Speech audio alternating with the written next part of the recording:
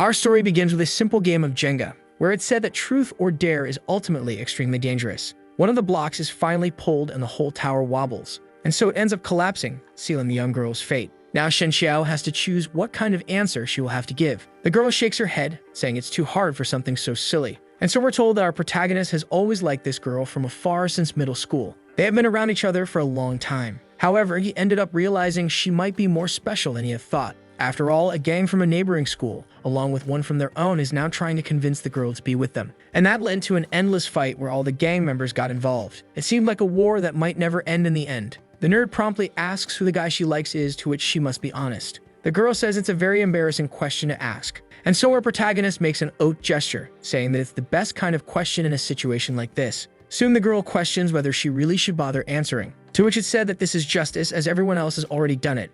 She then begins to look a bit thoughtful as she considers the best way to say it, but soon everyone starts laughing while they wait for the answer. And as soon as our protagonist's name is mentioned, we can see that everyone is surprised. However, the shock falls on our protagonist, who becomes extremely confused. This is Wang Xiaoxiu, an ordinary high school student. Everyone thinks it must be a joke because there's no reason for it to be true. And even our boy knows it well. After all, it really scared him half to death. However, if she was telling the truth, then that makes it even more pathetic. As silence fills the room, the girl says she wasn't lying. After all, she's had these feelings since school. In the end, everything was always directed toward our protagonist. Everyone shows extreme surprise, including the big-headed boy. And with wide eyes, he realizes the situation is actually serious after all, because he has always liked her, and now he can feel that she might feel the same. He then wonders if he should confess his feelings. But the question arises, what will the gang leaders do when they find out? He didn't know whether to feel excited or nervous, and that turned out to be alarming. And so we can see the agony present on his face. After all, he's being held with his face completely beaten. A man says he will kill him for daring to like his boss's girl.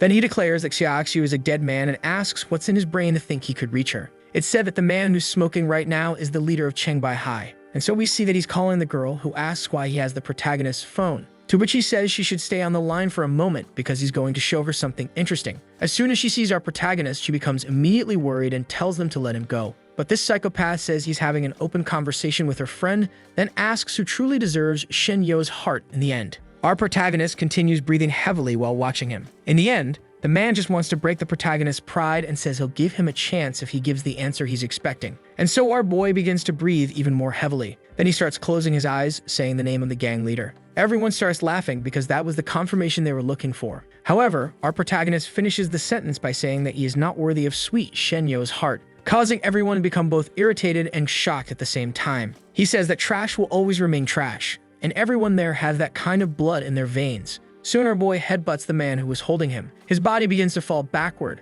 as he thinks he just wanted to protect her from everything. Everyone is scared and wonders if he's capable of swimming in that cold water. Our protagonist begins sinking into the lake and thinks it's very cold. In the end, the cut on his eye is making everything worse, and so he ends up closing them with some difficulty. He never learned to swim and is afraid of drowning, but at that moment, only one thing exists there, because the girl he liked so much only had eyes for him in the end. He begins to release his oxygen at that moment, apparently to say goodbye, because he at least got to experience true love, which was what he was missing. All of that ends up changing his entire life, making it so there are no regrets. But something suddenly catches his attention. It's a shining point of the strange light, and as he gets closer, he sees it's a cube that seems to be stuck in the mud. Outside, everyone wonders why they can't see him and question if Xiaoxiu is a dead man. The boy starts to swim, saying he doesn't have enough oxygen in his lungs. But this mysterious cube is attracting him somehow. It's like a voice echoing in his mind, which makes everything feel lighter. As soon as he holds it, he can sense its composition. Then, floating in his hand, he wonders how that ended up there. He suddenly opens his eyes wide as he notices something. It's an involuntary movement from the object in his hand. In a single moment, the item ends up merging with his chest and sinking into it.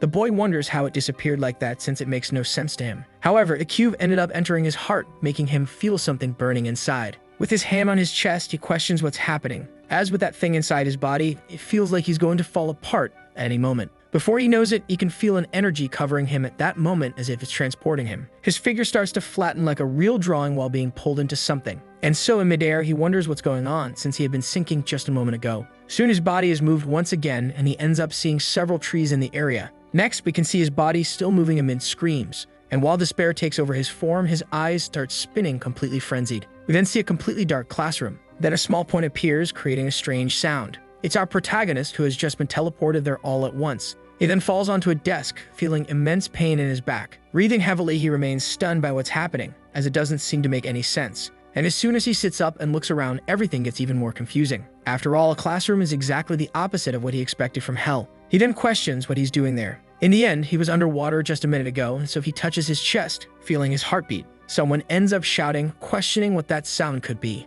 And we then see someone walking with a flashlight in hand, shouting for whoever is there. That's when they notice our protagonist inside the classroom and are startled for a moment. At the same time, the other people on the bridge question what they should do, to which it said they need to go down as quickly as possible to find him in the end. The man with the mohawk questions why they have to do that, since it's very cold at the moment. And it said that the original plan was just to scare him. But if he ends up drowning, it'll get them incriminated for murder. So they shout to go find him as fast as possible. The teacher asks why our protagonist got locked inside the classroom while sleeping. And in the end says Xiaoxi was extremely careless and asks why his clothes are so wet. The young man quickly replies saying he got wet trying to drink water and runs off. The bald man promptly questions how that's possible while our boy just keeps running away as fast as he can. Back on the bridge, it said they already searched everywhere and didn't find the body. Using a stick, it said that he's not there either. Their legs are shaking in the cold water they're diving into at that moment. They've already been searching for a total of half an hour and wonder how long our boy can hold his breath. At the same time, we see an apartment where our protagonist is lying in bed after changing clothes.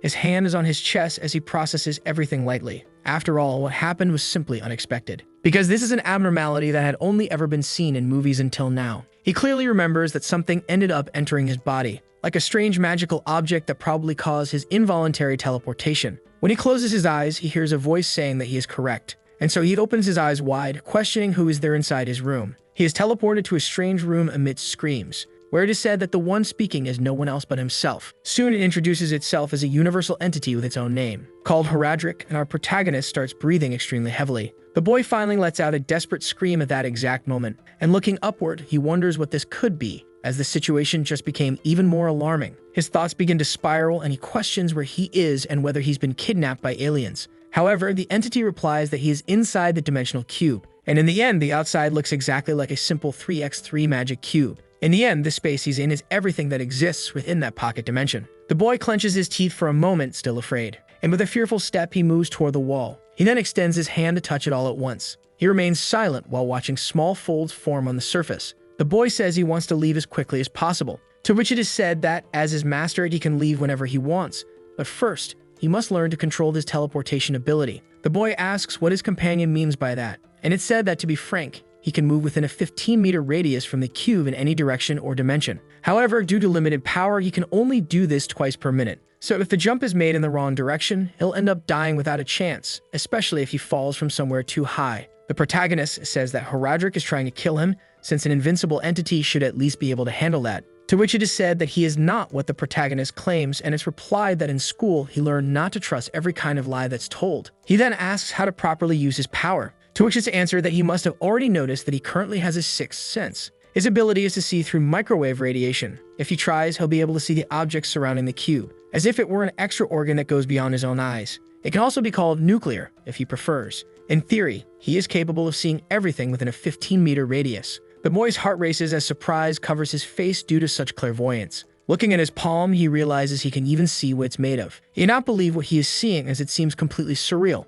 And when he looks forward, his vision becomes increasingly projected, thus allowing him to clearly see the impossible. Now not even the walls can hold back his mind, which pierces through everything at once. In the end, the boy doesn't believe it, as it feels like a video game cheat. And with shining eyes, he admits it's infinitely better than that, because everything there seems as clear as day to him. The water droplets and even the buttons on the couch are visible. He can even see into the next room, where he sees his father and mother already asleep. His neighbor is currently playing some game, staring at the computer. However, outside, the most common sight is a small cat that's sitting there. But it seems to have felt something watching it, and so it stared back at him in that moment. It said that he adapted well to the radiation and now has the chance to choose the place he wants to be taken to. The boy is observing an image while thinking about where he should go, and so he is instantly teleported to that location. In the end, it worked just as it should, which is a big surprise. However, looking around, he realizes it's not his house as he had planned, and as he turns toward a door, he thinks he was just observing a living room under the stairs. Then he sees someone in the bathroom with a feminine silhouette. His face instantly turns red as he remembers. After all, this is Clark's sister, his next-door neighbor. He becomes desperate because he has to get out of there immediately. The woman promptly asks her sister to bring a towel, to which she replies by asking what she's going to do. Our boy looks to the side and realizes the item is on the sofa nearby. The woman keeps calling for her sister while continuing her bath. Our protagonist panics when he hears footsteps approaching. Soon we see that the person is finally getting closer to the location at that exact moment. Xiaoxiu becomes extremely tense, begging to be sent back, to which he's told he still needs 35 more seconds. Frightened, the boy wonders if the cube is playing a joke on him at that exact moment. After a few seconds, we see the legs finally approaching as the girl looks for the towels. She finds them on the sofa while our protagonist is hiding behind it, begging not to be found. After all, he could lose his reputation and even be arrested in the process. However, the cube informs him he still has 10 seconds left. And so the boy already imagines his photo on every news site as a house thief who broke into his neighbor's home. Suddenly, the sofa trembles slightly due to the movements of our protagonist, and that leaves him completely tense. The girl notices it at that moment and turns her attention toward it. Then she turns around to face whatever was there, completely confused. She scratches her head, seeing nothing there as she had thought before. Inside the room, our protagonist says he managed to do it at the last minute and was extremely scared. The boy looks at his hand as he's congratulated by Horadric. That was a true teleportation. From now on, the boy will be able to use real teleportation in 2 different situations, both inside and outside of the physical body that forms the cube. Our protagonist finally realizes that he has gained superpowers in the end. He had lived just as a 17-year-old boy all this time, and believed his knowledge about the world he lived in was vast. However, now he can't understand most of the things happening at the moment. All of this comes from the simple fact that he obtained the impossible for his mind, which are superpowers that can be used at his will. In the end, it's impossible to describe what he feels, since these things seem to truly exist after all. And the rest of the universe now becomes increasingly strange to him. Looking at his hand, he begins to think about the possibilities. He then considers that he could become a righteous hero or even protect Earth from threats in the end. Or he could even end up becoming the king of the entire world he lives in. However, he decides to stop imagining things since the world seems to be collapsing around him. The boy places his hand on his chest, calling for the cube, and says its name. He asks where it came from, to which it replies that it has no information about that in its database, which doesn't surprise the boy since he expected that answer. So he decides to ask what the main objective of his companion is, which is said to be the same as his, because it wants to make him king of the world. Our protagonist is confused as he doesn't understand how he could possibly have such a desire in the end. When the entity met Xiaoxiu, he was strongly wishing to become someone more powerful in the end. And the image of all those who were causing trouble for the boy suddenly appears in his mind. Silence quickly fills his mind as the memories pass. He then begins to stand and asks how powerful he is right now. A thorough analysis of the boy's entire body begins immediately. His physical strength is described as below level 1, and his agility is at least 0.7, which surprises him. Even his stealth is at a very low value, which makes him question what that means, since he's sure his academic results are higher. But the cube responds that this comes from the Vitruvius model based on Leonardo da Vinci, and what it's trying to say is that it checked everything and only the boy's intelligence is above average. As a conclusion, it's important to say that his ratings are not the worst in the end. The protagonist quickly becomes irritated, saying that it should respect a man's heart and above all, understand that courage is fundamental. However, he quickly stops his companion from continuing to offend him so harshly. Then it's said that to become the king of the world, he must first start collecting stones. The boy is surprised by this and asks if it can be just any kind, to which it is said that it doesn't matter. After all, the world houses different types of rocks that may contain a certain amount of power, from hardness, brightness, power, or even a mystery embedded within them. Horadric's greatest strength is precisely the ability for its owner to gain power through stones. After hearing this, silence fills the space, and the protagonist finally says that this is actually useful and asks if they can test it now, since he has a jade stone in the living room, to which it is replied that no usable quality was detected in it. Our boy asks that his father was fooled because of that, to which it's said that it depends on the human market. Right after, he remembers that his mother has a diamond ring that cost a fortune and asks how valuable that is, to which is answered that no energy from precious stones was detected in his house, which surprises him. In the end, it's said that the size of the gem doesn't matter because its value doesn't change regardless of anything like that. It could be just artificial, and this makes our boy a bit disappointed. After all, his poor mother even has trouble wearing it because it's so valuable to her. Then the cube says in the protagonist's mind that it has found something extremely valuable in the garden. The boy hears this and asks what it could be, to which is answered that it's a rare ore that is emitting a small amount of energy and should be more valuable than the diamonds and gems in the area. Excited, he asks if that's not a mistake or something like that. And it's said that Horadric possesses the best cosmic sense and perception radius on the entire planet, so it would be impossible to be wrong. Xiaoxiu immediately gets excited and says he's going to dig. He gets up and puts on his coat right away, then grabs a small gardening tool to begin his search, and then leaves his room, gently closing the door so as not to wake his parents. He hasn't been this impulsive since he was a child, and that's something extremely beneficial for his mood. Quickly, he arrives at the location where the cube says it is. However, it's exactly where the elderly come to do their exercises, and he wonders if the cube is tricking him. to which it said that he might be used to relying on radiation vision to make his own observation. Then his eyes begin to glow in a shade of black and gray at the same time, and so he can clearly see that there is something glowing in the shape of a stone beneath the soil. Either way, he gets ready to uncover this undiscovered gem. But suddenly, a woman arrives and asks what he's doing digging there. Horadric states that a hostile 40-year-old woman with low combat capacity has just arrived to be his enemy. However, our protagonist says he's just cleaning up animal waste, which calms the lady down and makes her leave. The cube is surprised by this and says he could have eliminated her easily, and now she's escaping, to which Shiaxu tells his companion to be quiet. The woman walking away says the boy is a good kid for working so late for the sake of the elderly. After half an hour, the boy manages to retrieve his objective and says he's exhausted. However, when looking at this gem, it seems rather ugly, to which it said that it's a primitive. Its properties are actually high, and he believes that if he didn't know its potential, he probably would have kicked it aside on the street. He is then teleported inside his space, and there he must place it in the devouring center that naturally appears on the wall. Shiaxu asks if that's the huge circle in front of him, to which it said yes. Then he brings his hand closer and asks what happens next. And then we can clearly see that it's sinking into the place as if it were liquid. But within seconds, the object is completely devoured by the wall, which sucks it in entirely. Thus, the protagonist is surprised that it dissolved completely at such an unbelievable speed. He quickly sighs, looking around in some confusion, and then stares at his hand, saying that he's certain of something. However, when he says he doesn't feel any difference, he suddenly stops. His body begins to tremble as involuntary shocks are felt. His eyes begin to expand as something feels strange. He can feel a current and flow within himself. It's the power running through his veins faster than ever. It even feels like an extreme avalanche breaking through any stone in its path. In the end, it's completely legendary, and the low-quality primitive gem increased his strength by 2 and his stamina by 1 point. The boy wonders how that could be possible, since he's sure he could defeat an entire army at this moment, and it's said that his power has risen to 24.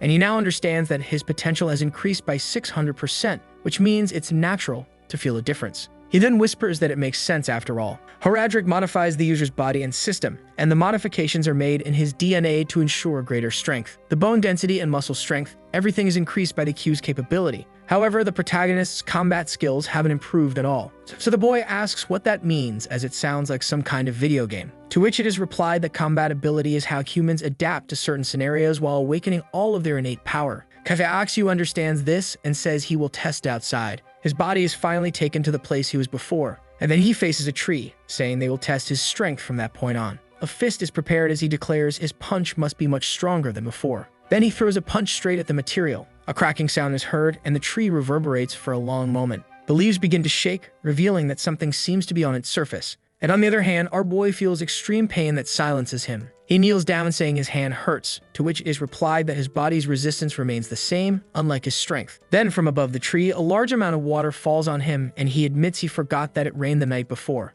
Next, our protagonist walks away, clearly cold in the end. A light breeze can be seen sweeping through the place. And then we observe the tree, which has something unusual. A mark left there at that moment, marking the beginning of something, because the punch from our protagonist opened a crater in the thick trunk of the object. And that would be a scar left forever, serving as a reminder of the boy's newly acquired strength. Then we see the next day finally arriving. The school seems lively as always, and our boy appears to have a confident look. After all, he's very excited because he slept all night and his energy is fully restored. The girl Xiao likes greets him good morning. The boy politely greets Shen Yao in return. She says that last night she caused trouble and is sorry for that. However, the boy says it's okay and that he should even thank her. This surprises Shen in the end, and she becomes more embarrassed. Shiaxu says he's grateful for the way she spoke before, and Horadric can sense a strange fluctuation coming from his heart. Suddenly, some people enter the classroom, ordering everyone to get out of the way immediately. A recognizable figure is seen among them as they cause a commotion. Our protagonist notices this and observes everything cautiously. The one with long hair looks extremely irritated as he stares at our protagonist. The boy realizes this and remains a bit confused. The people in the room wonder who these guys are. Then a girl states that it's the leader of the baking gang from school, and it seems like he had a bad day. The one wearing a jacket calls out to Xiao, saying he didn't expect to find him alive and safe there. Our boy recognizes him and calls him by the name Sun Jun. The girl watches from the side, seeming a bit uneasy, and then she grabs the sleeve of our protagonist's shirt. The one in front notices this and seems to become even more irritated. He then smiles, saying he didn't die the night before. However, his life might be in danger at that moment. Our boy, however, remains brave and stares back with a deadly gaze. But before doing anything, Shen Yao steps in front, saying she won't let them hurt the boy. Everyone begins to stir, questioning what's going on with the girl. And the leader takes advantage of it, asking if everyone is seeing that this trash needs a girl's protection. They start laughing, saying that a man shouldn't hide behind a lady like he's doing. Our young man remains silent while the Q detects that the power level of those people is around 5. Xiaoxiu is surprised because he thought it would be higher, and he's told that his own is between 19 and 22.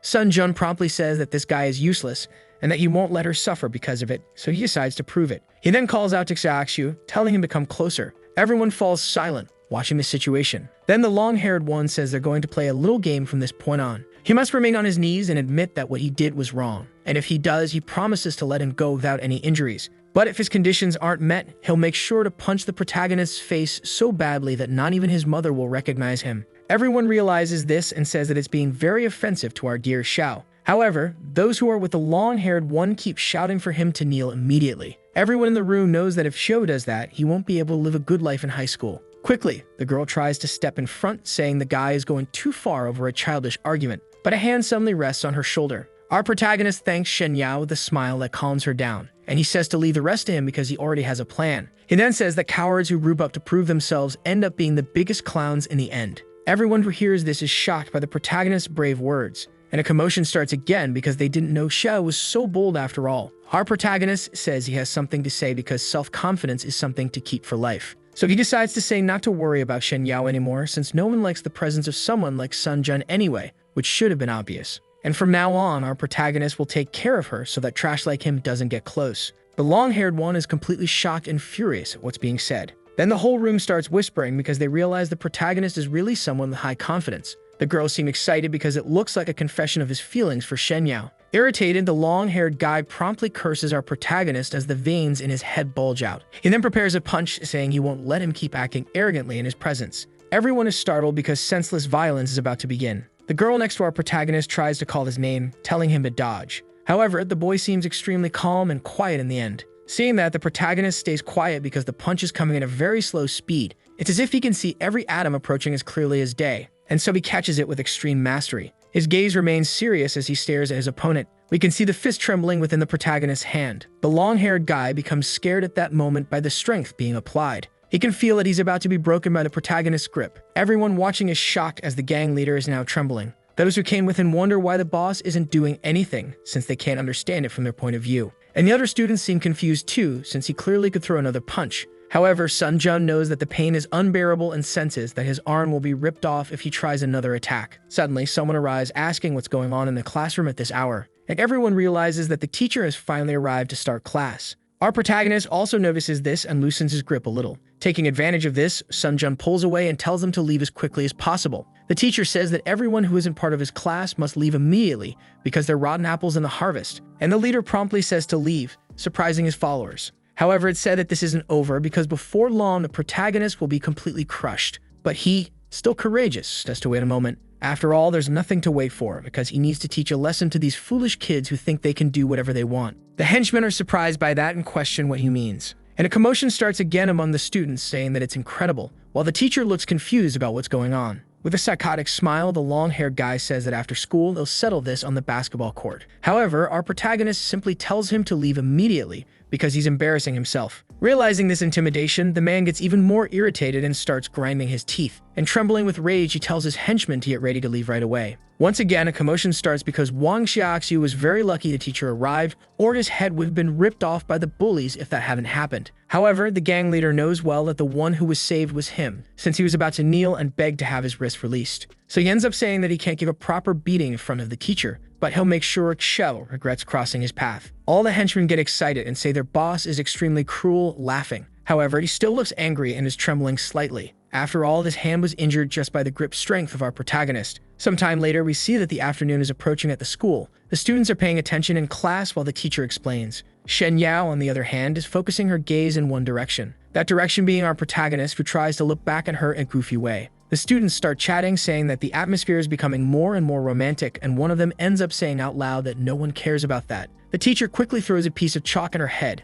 saying she should answer the question. We then see a darker area of the school, where the sports equipment is stored. Someone smoking there wonders to himself if the protagonist really thinks he's a good fighter just because he has strong grip strength. However, he didn't earn the title of leader due to brute strength. It was actually because of his intelligence, and now he's ready to make Xiaoxi regret messing with an upperclassman. After a few hours, the sun is finally setting that afternoon. All the students are already leaving school after a long day of classes. However, in the stadium near the court, we can see a small commotion. Our protagonist finally arrives at the location, and then he remembers Shen Yao saying she didn't want to cause him trouble and that she felt very stupid in the end. But our protagonist says she doesn't need to put herself down. After all, there are still things he needs to handle. Still, she remains worried, since he should have asked the teachers for help, as they are a very powerful group. However, the boy says there's no need to worry, he's not the same as yesterday and can handle them alone now. In the end, Sun Jun is trash and just needs to be scared a bit so he can have peace at school, and that's why this needs to be resolved quickly. That gang probably has about 5 or 6 people, so it shouldn't be a problem to take them down.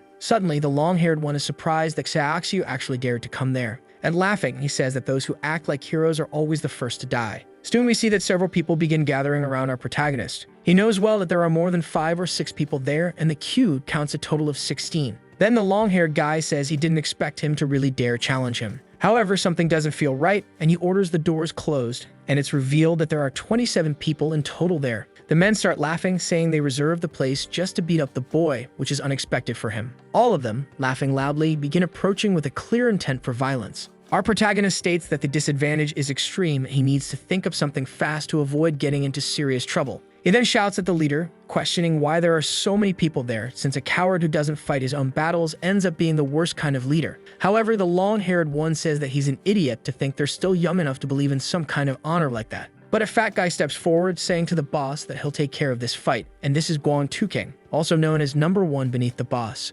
Sun Jun is surprised that someone is dumb enough to face him in a one-on-one fight, while this idiot claims he's going to torture him slowly. Our protagonist takes off his backpack with a slight smile, as he's finally found someone to properly beat up. The older guy then asks if he'll be allowed to play with a kid in this little battle they're about to have, and the protagonist says it's not a problem. However, he should be challenging the boss instead, and asks what he'll get if he wins. He's told that he's welcome to go after the boss if he manages to win, which only irritates the long-haired guy even more. However, it's claimed that the protagonist doesn't stand a chance, and so the man charges at him all at once. Suddenly, we hear a punch fired like a gunshot. Everyone is shocked to see the giant guy simply thrown into a basketball ball rack. There's ketchup coming out of his nose as he crashes to the floor. Our protagonist stands there as everyone remains stunned in the end. The boy then thinks that he's actually stronger than he imagined, though his hand still hurts. Sun Jun notices this and thinks that this kid is actually stronger than he expected. Our protagonist promptly asks if the leader is ready, since he seems like the cowardly type, and questions whether he dares to fight him. Here and now, leadership is being put at risk, and he thinks he can't let his pride fall in front of Xiaoxiu. He then starts laughing, saying the kid's not bad and might even try to step on his face.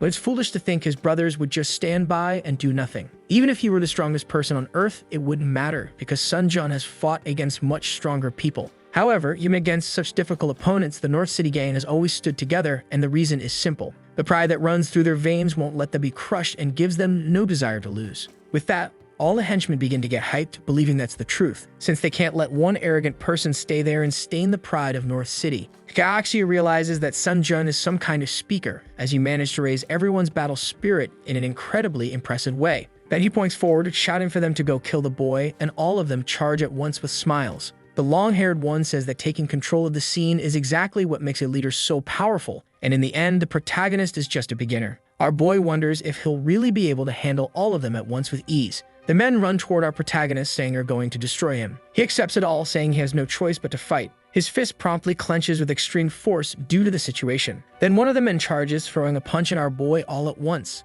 In the end, if he's able to see it, he shouldn't have trouble dodging. However, his defense is still very low, so he won't be able to take many hits. Because of that, his main objective is to defeat them as quickly as possible. The cube also tries to help, warning him to watch out for an attack from behind, and he gets kicked in the back. The long-haired one gives a wicked smile, saying he has the numbers advantage and it won't be hard to win. This kid won't be able to fight them all. In the end, it really hurts for our protagonist, who had never been hit before. But then he grabs his opponent's leg, asking how he dares to do that. The man tries to break free, asking what he's going to do about it. Our protagonist immediately throws his leg back, saying it's nothing special, because he's just going to retaliate with a direct kick to the student who dared hurt him. Everyone suddenly panics as they see a shadow looming over them, because the one who was hit is now flying into the sky. Sun Jun wonders if this is really the strength of a high school student, and he yells for everyone not to stop and to fight together, because they'll win. All of them charge at the protagonist at once, shouting that it's for the pride of North City. In the end, he can feel the sharp pain from the blow to his face, and he counters with a direct hit to the face of the one who struck him,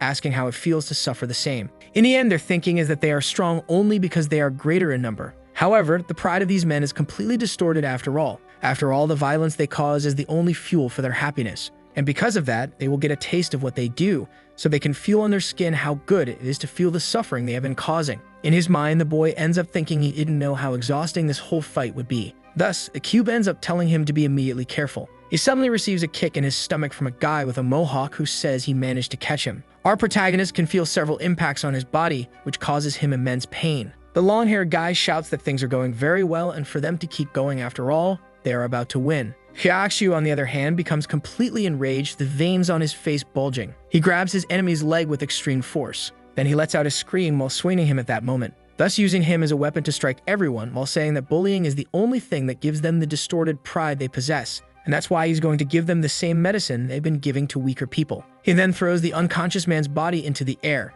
His fist readies at that moment to strike him mid-air. The extra is unconscious while ketchup flows from his nostrils, and he doesn't notice a monstrous punch coming his way at that moment, thus hitting his face as if it were a real bullet. Our protagonist declares that a bunch of gangsters who dare to hurt the weak are the worst kind of people to talk about any type of pride in his presence. Sun Jun is completely terrified as he watches the man coming toward him. Their heads then collide, causing immense pain to both. The long-haired guy puts his hands on his face as he realizes his nose is broken at that moment. And in front of him, our protagonist remains standing among several unconscious bodies of his henchmen. The boy keeps asking who's next while the cube tries to warn that he used all of his strength at that moment. However, the boy knows this well, and it's just a bluff to make them believe they're at a disadvantage. Everyone there is shocked by the protagonist's combat abilities, which have surpassed that of a normal human. His initial judgment turned out to be mistaken, and so Sun Jun declares that it's over in the end. But suddenly we hear clapping echoing through the place. A man approaches, saying that the powerful people from the northern city are really idiots for not being able to deal with a child. Amid evil laughter, our protagonist thinks he will have to fight another army again. Our protagonist doesn't know who these people are until it's said that those uniforms resemble the ones from Changmin's school.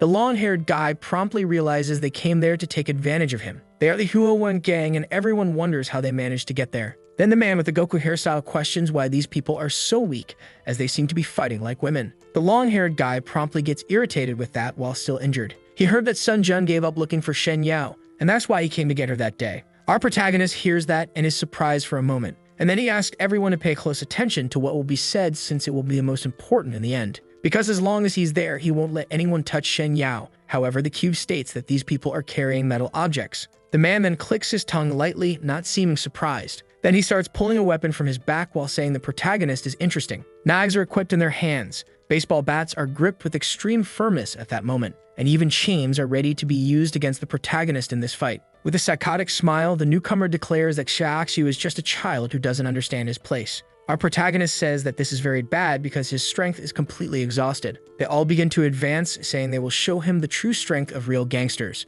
And once they destroy Xiaoxiu, they will teach how powerful Changmin School really is. Our protagonist quickly manages to dodge an attack, realizing that this guy has no real sense of combat in the end. Then he starts running as fast as possible, saying that this is not how students should be fighting. He needs to find a solution as quickly as possible to deal with everyone at once. The boy clicks his tongue upon realizing that the gym door is locked and there's nothing he can do. Then, completely tense, he questions why this never ends. However, he remembers something because he still has abilities that can be used. Everyone is startled as they realize he simply vanished all at once. Suddenly, the lights go out throughout the entire place. Everyone there thinks it's a power failure that shut off the lights. The leader asks who did that and sends one of his henchmen to check the breaker as quickly as possible. However, our protagonist apologizes, saying it's now his turn to attack while using his radiation vision. Several screams of pain can be heard in the sudden darkness. The man starts running as he tries to find the breaker. As he approaches, he realizes someone has completely shut off the power in the place. As soon as he turns it back on, he says he fulfilled his task. And when he turns around, he says they can continue.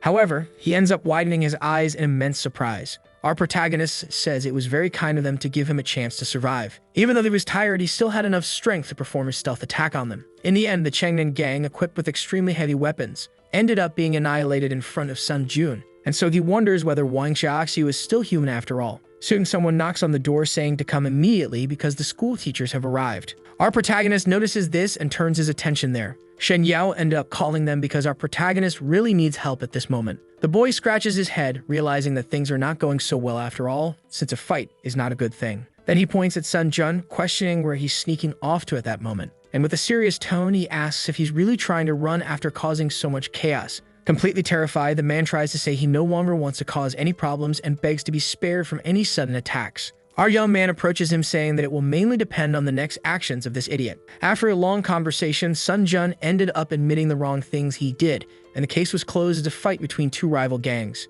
In the end, our protagonist was recognized as a victim who got involved in the violence between gangsters without any apparent fault. After some time, the principal came to announce that, as a result, 30 students were hospitalized while 26 of them were punished with lighter injuries. Unexpectedly, the number of people was spectacular, and the students say this was a battle to determine which gang would be the strongest in the school. And for our protagonist, his relationships kept improving more and more. After a while, the two even agreed to go to school together in the end. Due to certain friendships, they keep criticizing the fact that his development is slow. However, he has something more important to do, because this is the beginning of his journey to find more treasures after all. Soon we see a bar known as Nozo Nodi, where someone inside says he'll probably get his revenge. The long-haired man questions what he means by that, since there's no chance they can beat that boy after all. However, the one with the Goku hair says they don't have to dirty their hands. After all, he heard rumors that young Master Lu has returned. Sun Jun is startled by that since it's the name of one of the great families, but then he questions if he's really planning to ask for help, as it's a crazy choice. But the man, laughing, tells him to calm down. After all, the master may be a major figure, but he suffered a great downfall 2 years ago. He heard that he was humiliated by a figure even greater than himself. It's said that the name of that person is Kaksai Guken, who led the man from the Lu family to one of the greatest downfalls of his life. Soon, the long-haired guy is shocked by this, as that man is somehow involved with Shen Yao. The young master ended up launching a search for Kaksai Guken to get his revenge. And all they need to do is create a light white lie to get the master's help to destroy the protagonist. In the end, that target is key, because Yan Lu is not someone easy to deal with after all. However, his companion ends up saying that he's backing out of this mess that's being suggested. The other is surprised by that, since he's admitting defeat and questions if he's really going to do that in the end. And the long-haired one confirms yes, since he doesn't want a revenge that could cost him the safety of his own life. As Sun Jun leaves, the other keeps calling him a coward repeatedly. However, the man knows well that his companion is actually a complete lunatic who has no sense of his own life. Then we see another day where the sky is clearer than ever. Our protagonist, together with his future girlfriend, are leaning near a staircase. At that moment, they are playing a game where the girl asks which hand it's in, and the answer is the left. She is surprised that he gets it right every time, to which he replies that he has telepathy or something like that. Then the girl, with an excited tone, says that Xiaoxiu seems to be hiding some secret and asks him to tell her immediately. Our boy promptly raises his hand, saying that this is for her. In the end, it's a small stone made by him. The girl recognizes it as a malachite, which turns out to be extremely romantic. After all, you can clearly see a small light flowing from the stone in her hand. Our young man found it near the river, which makes the girl happy to see that he's so lucky. The Q tries to say that he's spending it recklessly because it's a rare gem and can't be wasted on an ordinary girl, and Xiao tells it to shut up. 3 days ago, he was planning to start his journey in search of treasures. After fighting, he realized that his strength is not enough after all, and that's why he needs to find a way to increase his power. For that, he would need to fuse more gems, and his first step was precisely to start in the city. The Q promptly told him that there was something valuable inside that electric pillar. Even in another place, which was a jewelry store, the woman asked what he would like to take. However, the boy was too poor and said he was just looking at what they had to offer. The city is full of gems that are impossible to count in the end, and even animals walk around with them. And that was the reason for deciding to go outside the city to search for treasures that had no owners. He even stored all kinds of equipment inside his Q-shaped box. In the end, his spirit connected with nature, and he reached Lojin Mountain, where the true search would begin. And he quickly managed to find one, but it was inside a massive natural structure. Even another one nearby was right in the middle of the immense lake in front of him. And upon asking the Q, he realizes there's even another one closer, 50 meters below the surface. In the end, that ends up being a huge difficulty and frustrates him. Getting that is impossible, even knowing the exact location of the gem. Promptly, the Q calls out to our protagonist, saying there's something in the middle, which leaves him confused. It is said that there is a large hole beneath him and a strong gem energy is nearby. Most likely, our boy has found the salt deposit or a cavern beneath him. Hiraxiu can even sense the space inside the cavity but can't teleport there. It's said that as an explorer, he needs to at least find a gap of at least 1 centimeter to get there. Our protagonist is surprised by this and begins to walk, realizing that the gap is right there. In the end, if the cavity is big enough, then he will be able to find an entrance from the surface. Then he starts thinking and remembers a place where there might be a passage. He then begins to run quickly, saying that must be the place. Soon, he reaches a location with several rocks gathered there, because this is a clearing that naturally formed over the years. If there's going to be a gap, then it will definitely be connected there. Quickly, our boy enters the water, taking light steps at that moment, then saying that he will use his radiation vision to find any gap. In the end, finding something beneath the water can be a major challenge. The surroundings are beautiful, and his radiation vision is helping him a lot at that moment. After a short time, he finally finds a place where the aura seems thick enough to teleport him. Then the young man stretches out his hands, saying that he's going to test it right away. And as he pulls and releases his breath, his body instantly vanishes from there. With the first step, we can see that the boy already slips on something wet. Thus, his body immediately falls forward due to the surprise. And on the ground, he can only admit that the terrain is completely slippery. To make things worse, he forgot to turn on his flashlight before entering the place. As soon as he does, he notices that the location is extremely cold compared to the outside. The moment he looks ahead, he starts to reason about the cave he is in. It appears to have at least a 10-degree difference compared to the outside. In the end, this still seems to be a cave with no exit or entrance after all. And it's visible that the entire surface of the rocks is wet, and being in a place like this makes the boy's heart tremble.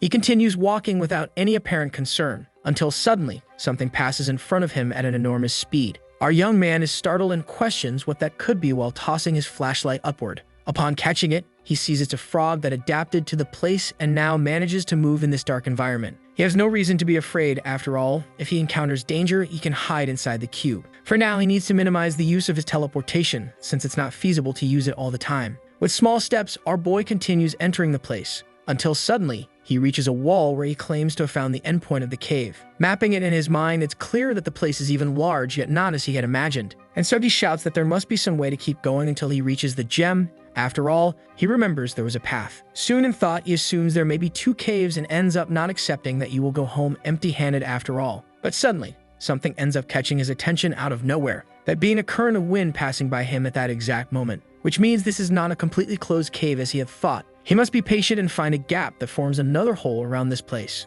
With his huge nose, he can feel the wind current getting stronger as he continues to move forward, and quickly, something catches his attention and makes him look upward. After all, he finally found what he was looking for, as it is a hole the size of a palm. He ends up unsure whether it was naturally formed or even dug by an animal. But if a normal adventurer found this, they probably wouldn't have any choice but to stop. However, our boy is lucky not to be someone normal, so he places his fingers on his forehead, using his teleportation just like Goku from Dragon Ball. We can then see the highlighted point where Xiaoxu is trying to reach, and his body appears at the location all at once, showing us the success of his technique. Quickly, he extends his flashlight forward, saying he can feel the energy reaction not far from there. But he doesn't realize he is about to step into an abyss right in front of him. However, he ends up stepping back as he questions why it is so dark after all. Our protagonist quickly points his flashlight to analyze, and soon lets out a desperate scream upon realizing that he is right at the edge of a cliff at that moment. He thanks God for making him notice he was so close to getting into serious trouble. Walking backward, however, the young man doesn't notice that there is another drop.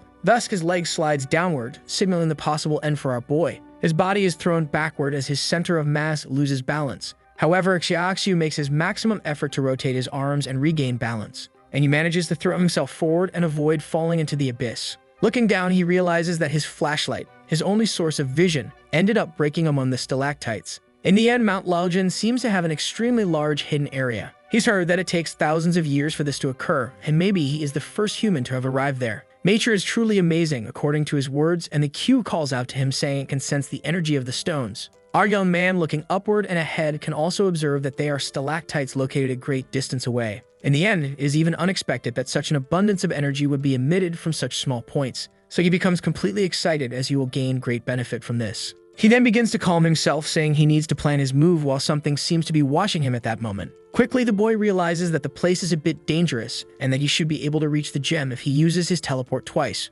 While planning, the strange figure behind him keeps moving between the rocks. It is a snake watching him while he thinks he might be able to use his shovel. As he prepares to leave, he fails to notice that the creature is about to devour him. In a single leap, the snake lunges all at once with its fierce fangs. However, our protagonist, with his fingers on his forehead, says they are about to begin. As the snake tries to bite, it ends up only snapping its jaws in the air with no sign of the boy. Confusion is visible in the animal, which doesn't understand how the boy vanished so suddenly. Our protagonist, upon arriving in another spot, says his first move was a complete success after all. And now it should be easy to move to the next step, as he must wait 1 minute before using his ability again. With his flashlight broken, he is lucky to still have his phone with him. His steps are calm as he tries to navigate through those rock formations. He quickly reaches the edge, which lies directly ahead in the form of a cliff. He can now see the gems ahead of him only a few steps away. However, reaching them will be the hardest part since the stalagmite is too small to teleport onto. He doesn't think it will offer enough balance. The most difficult part will be the cooldown of his ability, which doesn't allow him to teleport again. He must be careful not to die in such an insignificant place, as that's something that could happen. He has to think carefully and decides to teleport to a rock near the wall, which should be much safer. In the end, as he thinks about the value of his life and safety being what matters most, the snake approaches again. It is calmly slithering toward our protagonist to devour its prey. In the end, the cooldown time finally ends as the snake lunges forward. It bites the air again while our protagonist says he managed to do it. Not in the best pose, but it works. The animal remains both surprised and irritated by what's happening, as it can't understand how this is possible. Our boy ties a rope to the stalagmite so he won't lose control of the space around him, and the cube informs him that it detected a total of 12 energies reacting in the stones. He begins to tear up with joy. After all, at the same time he might get rich, he could become a superhero if he fuses them all at once. Stuck in that place, the young man starts picking up the stones with a note saying not to do this at home. After all this time, he finally got what he came for. It wasn't easy at all, and he has to thank the world for the gift he's being given. In the distance, the snake keeps slithering angrily toward our protagonist,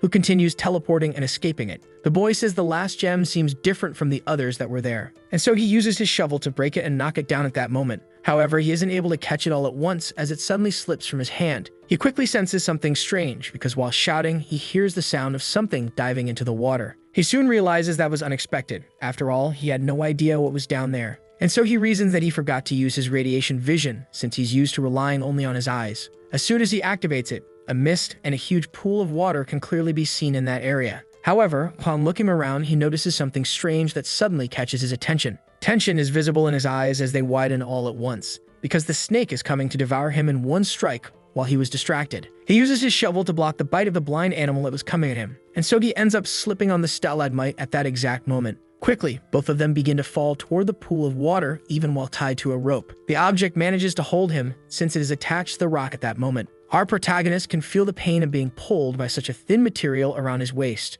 However, what he did not foresee was that the rope would snap at that exact moment, thus throwing him and the snake down all at once. Both begin to fall toward the pool of water to meet their end at that moment. As soon as they dive, it's clear that the snake is even larger than previously thought. Our boy starts releasing air due to the immense pain along with the snake that's with him. Quickly, he gets up and then strikes the enormous beast in front of him with his shovel. Hiraxiu tries to call the cube to teleport, but it's impossible since he cannot carry another life form that weighs more than half of him. Our protagonist is impressed by this and realizes that the serpent is wrapped around him, which means the cube would end up taking it along in the process. Quickly, the beast tries to lunge once more with its mouth, but our protagonist defends himself with his shovel at that moment. However, the creature's tail whips toward him like a real whip, and it hits him directly in the face, sending him flying backward. The shock is visible at that moment because the damage caused was immense after all. The animal immediately takes advantage of this to lunge at him with its mouth full of teeth. However, once again, it bites nothing but air as our protagonist manages to teleport.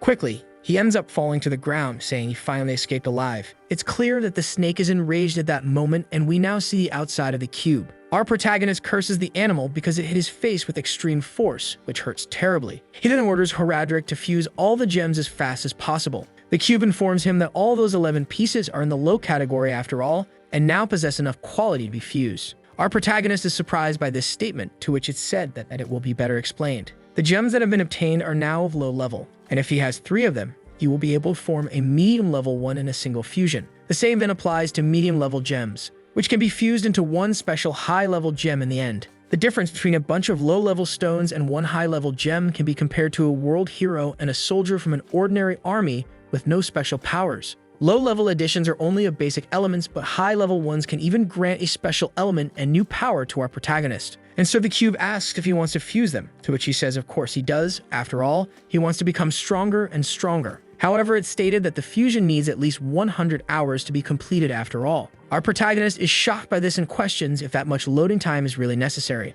to which it's said that it's absolutely necessary and 2 will remain, which can be used now, something our protagonist quickly understands. The cube, concerned, asks if he really still wants to fuse them into a higher grade, to which our boy affirms yes, after all, he wants those higher level gems. Just like last time, the changes made to his body already allowed him to fight people he never dreamed of in his life. And now, even with just 2 pieces, it should be enough for what he's planning. Besides that, Xiaoxiu still has the ability to teleport once per minute, so he should be able to defeat the snake, and the cube informs him that his agility and mental strength have increased to an exponential level. Quickly, the reptile senses his presence while our protagonist thinks that there is always a guardian protecting the world's most important treasures. The boy calls out to the creature, which begins to charge at him with maximum speed. However, it suddenly stops because it senses something strange at that moment. Wang Xiaoxiu doesn't understand at first why that is, as it seems so sudden. However, what the young man doesn't know is that an animal's instincts are sharper than they appear, and at that moment it identified a major change in the protagonist. After all, in just a few seconds,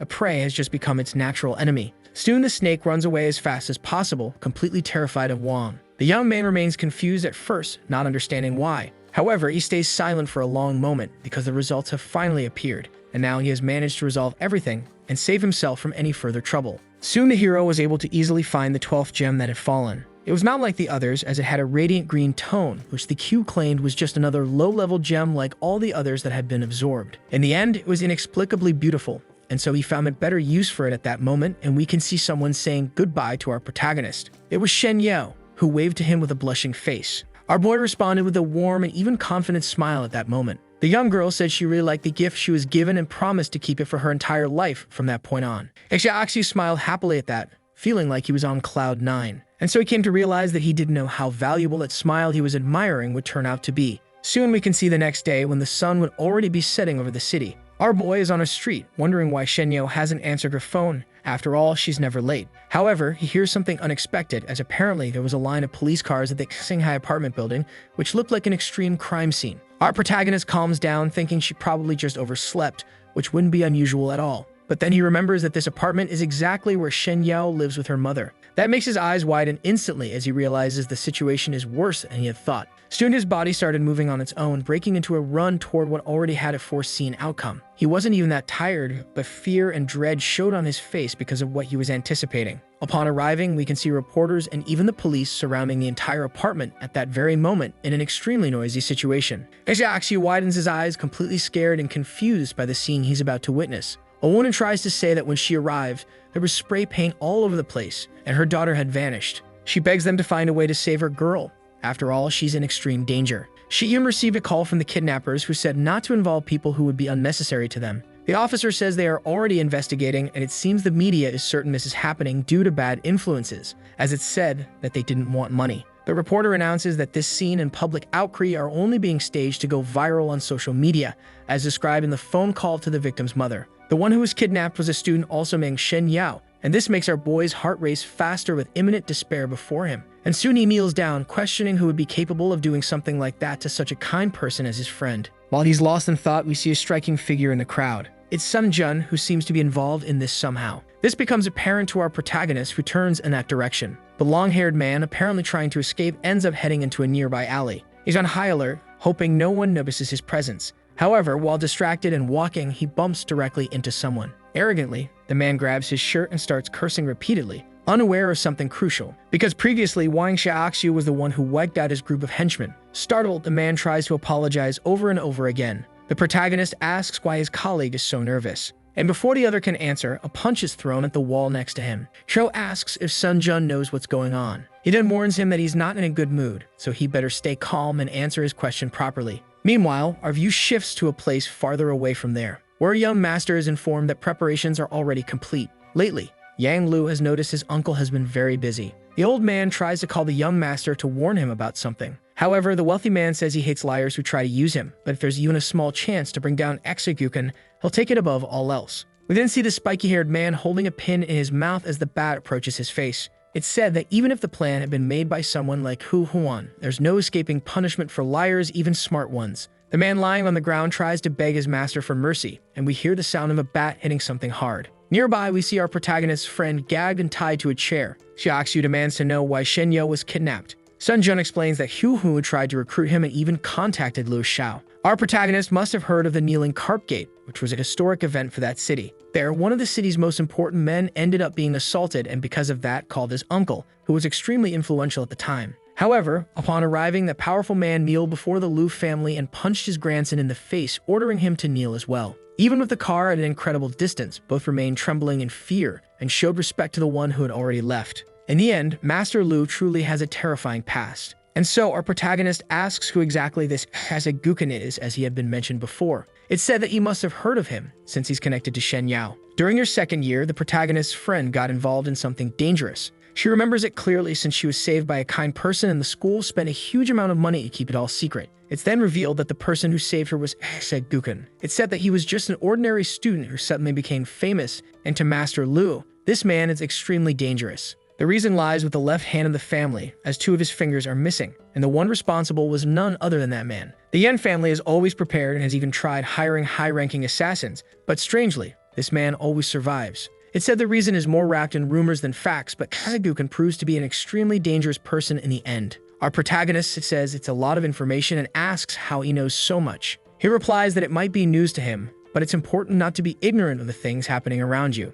Still, it's strange because no one knows how Huyan had the skill to strike a deal with those people. He then says he's not sure, but clearly remembers something that was said the night before. That smile on his face clearly meant they were planning to eliminate both Exeguken and our protagonist at once. However, upon hearing all that, Sun Jun had a bad feeling and left the place, luckily, since he's certain Huan was forced into it. Our hero remained silent for a long moment. Then he turned his back, surprising his colleague, who asked what he was planning to do. He has answered with the claim that he'll beat up everyone who's keeping Shen Yao locked up. Sun Jun even tries to question if he realizes the danger he's getting himself into, since not even the police could interfere in something involving someone that powerful. However, Xiao runs off, saying he appreciates the information and for that reason will forgive what happened earlier. The long-haired man stares forward in disbelief. His friend really hasn't changed at all. And when he looks at the completely cracked wall, he realizes this terrifying identity is more than he imagined. With heavy breathing, our young man keeps moving forward with the help of his ability. It's said that normally detecting low-level gems from a long distance is impossible. However, the one that was with the protagonist's friend has already been analyzed, entered into the queue,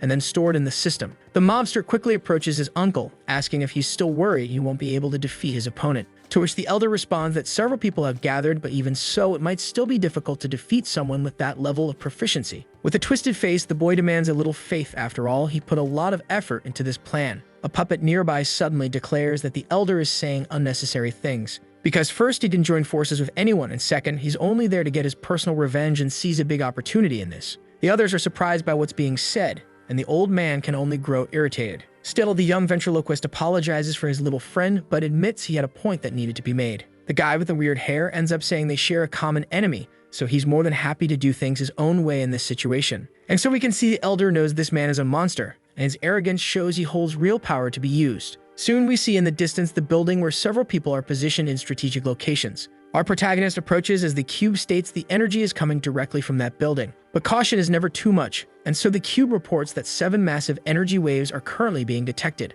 Our protagonist asks how the gem fusion is going, to which it's said they'll be completed in a few more hours. From afar, someone informs their master that there's a suspect in position 2 who appears to be a high school student. The man gets excited and says they should savor it, but above all, they must capture him alive, since the leader's desire is to kill him personally. Suddenly, the cube reports the target stronger than the protagonist has been detected approaching at high speed. And then we see a giant asking why so much caution, since they're about to have some fun. Our protagonist remarks that he must have come from a strange place to have such an ugly face, and that appearance sends shivers down his spine. The man keeps speaking into his communicator, saying the target is under his control, and that he has no problem handling him. After all, little boys are his favorites when it comes to playtime. Our protagonist notices an opening and thinks he should make the first move as quickly as possible. Then he fires a punch straight at the man in front of him. We then hear a sound coming from a device that just hit the ground. The leader looks at his walkie-talkie and says the signal was suddenly cut, meaning a fight must have just started. We see the two of them are at a certain distance from each other in that moment. However, the fighter starts laughing and trembling intensely.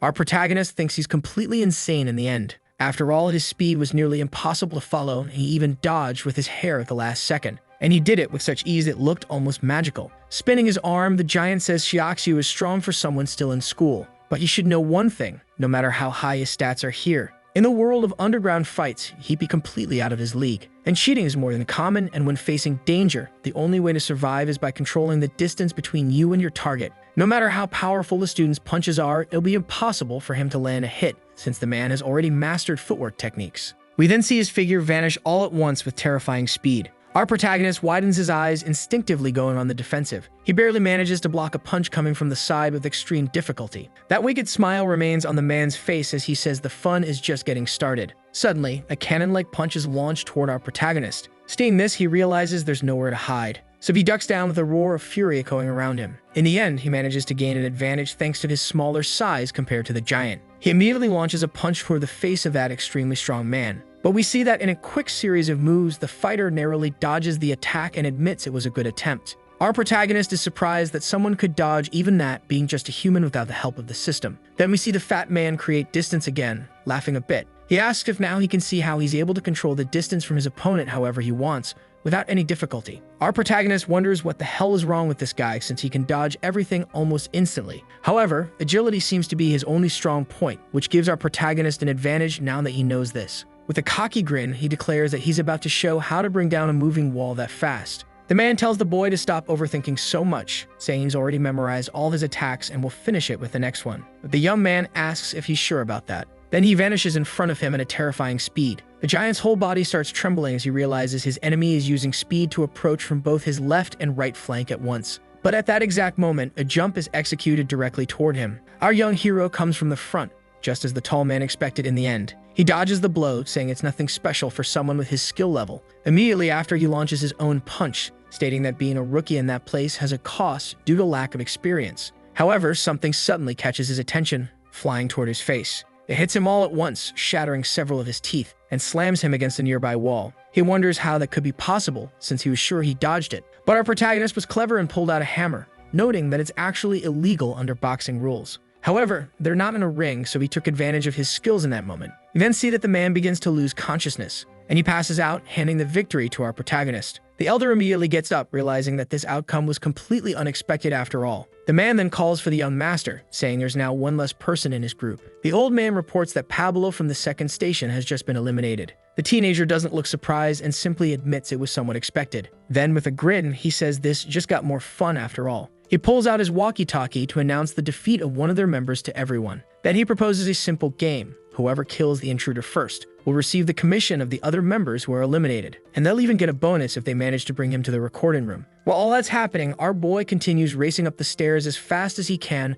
wondering why there's no elevator. Meanwhile, the rich guy opens the gate where the protagonist's friend is being held. He immediately calls her name while she struggles in agony. The man says that waiting is extremely exhausting and boring, so he suggests they watch a movie together. Several TVs are turned on in the room, catching her attention. They display camera footage showing our protagonist making his way up to rescue her, and with a wicked smile, the master wonders how many floors he'll manage to climb to reach her. Our young hero jumps step by step as fast as he can so he doesn't waste any time. But Kubo suddenly warns him to be careful with what's in front of him, and just in time, he manages to dodge something that was suddenly launched at him. We then see a kick land right on his face at that moment, sending him flying backward into the stairs, and then causing him to fall into the gap right in the middle of where he had been climbing. The young man with his baboon-like expression can only widen his eyes in shock at that moment. Shen Yao tries her hardest to scream out the name of our protagonist. However, the boy can only panic in a situation that might very well precede his death. We then see the one responsible questioning why he's so weak after all.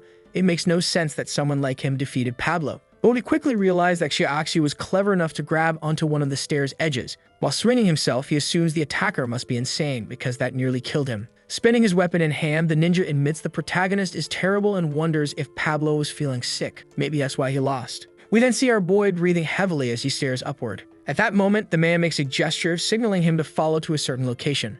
Xiaoxu even tries yelling, asking what the hell is going on, and the Q informs him to be cautious, since this enemy's battle power is at 75. But the boy completely ignores the warning and declares he'll deliver a well-deserved punishment to that idiot. Xiaoxiao quickly enters the room, yelling that this bastard is completely infuriating. And so we see the rank C assassin sitting on a couch in the middle of the room. He admits he doesn't like getting blood on his hands. It's just not really his style. That's why he prefers using blades to cut his enemies down and eliminate them as fast as possible. Our protagonist states he's not strong enough to just slash through him, since he also has weapons he can use with ease. After all, Xiaoxiu has 7 full excavation tools stored inside his inventory. The scared man then thinks to himself that getting a reward for eliminating the boy is only making things worse. The rich guy concludes that the place he chose is impressive, but his partner can't wait any longer, so he must fight as fast as possible. Then we see his figure vanish into the red couch in the center of the room. Our protagonist watches as he catches sight of movements that are incredibly fast, and so he strikes back against the man rushing toward him. His weapon is cut along with part of his shoulder.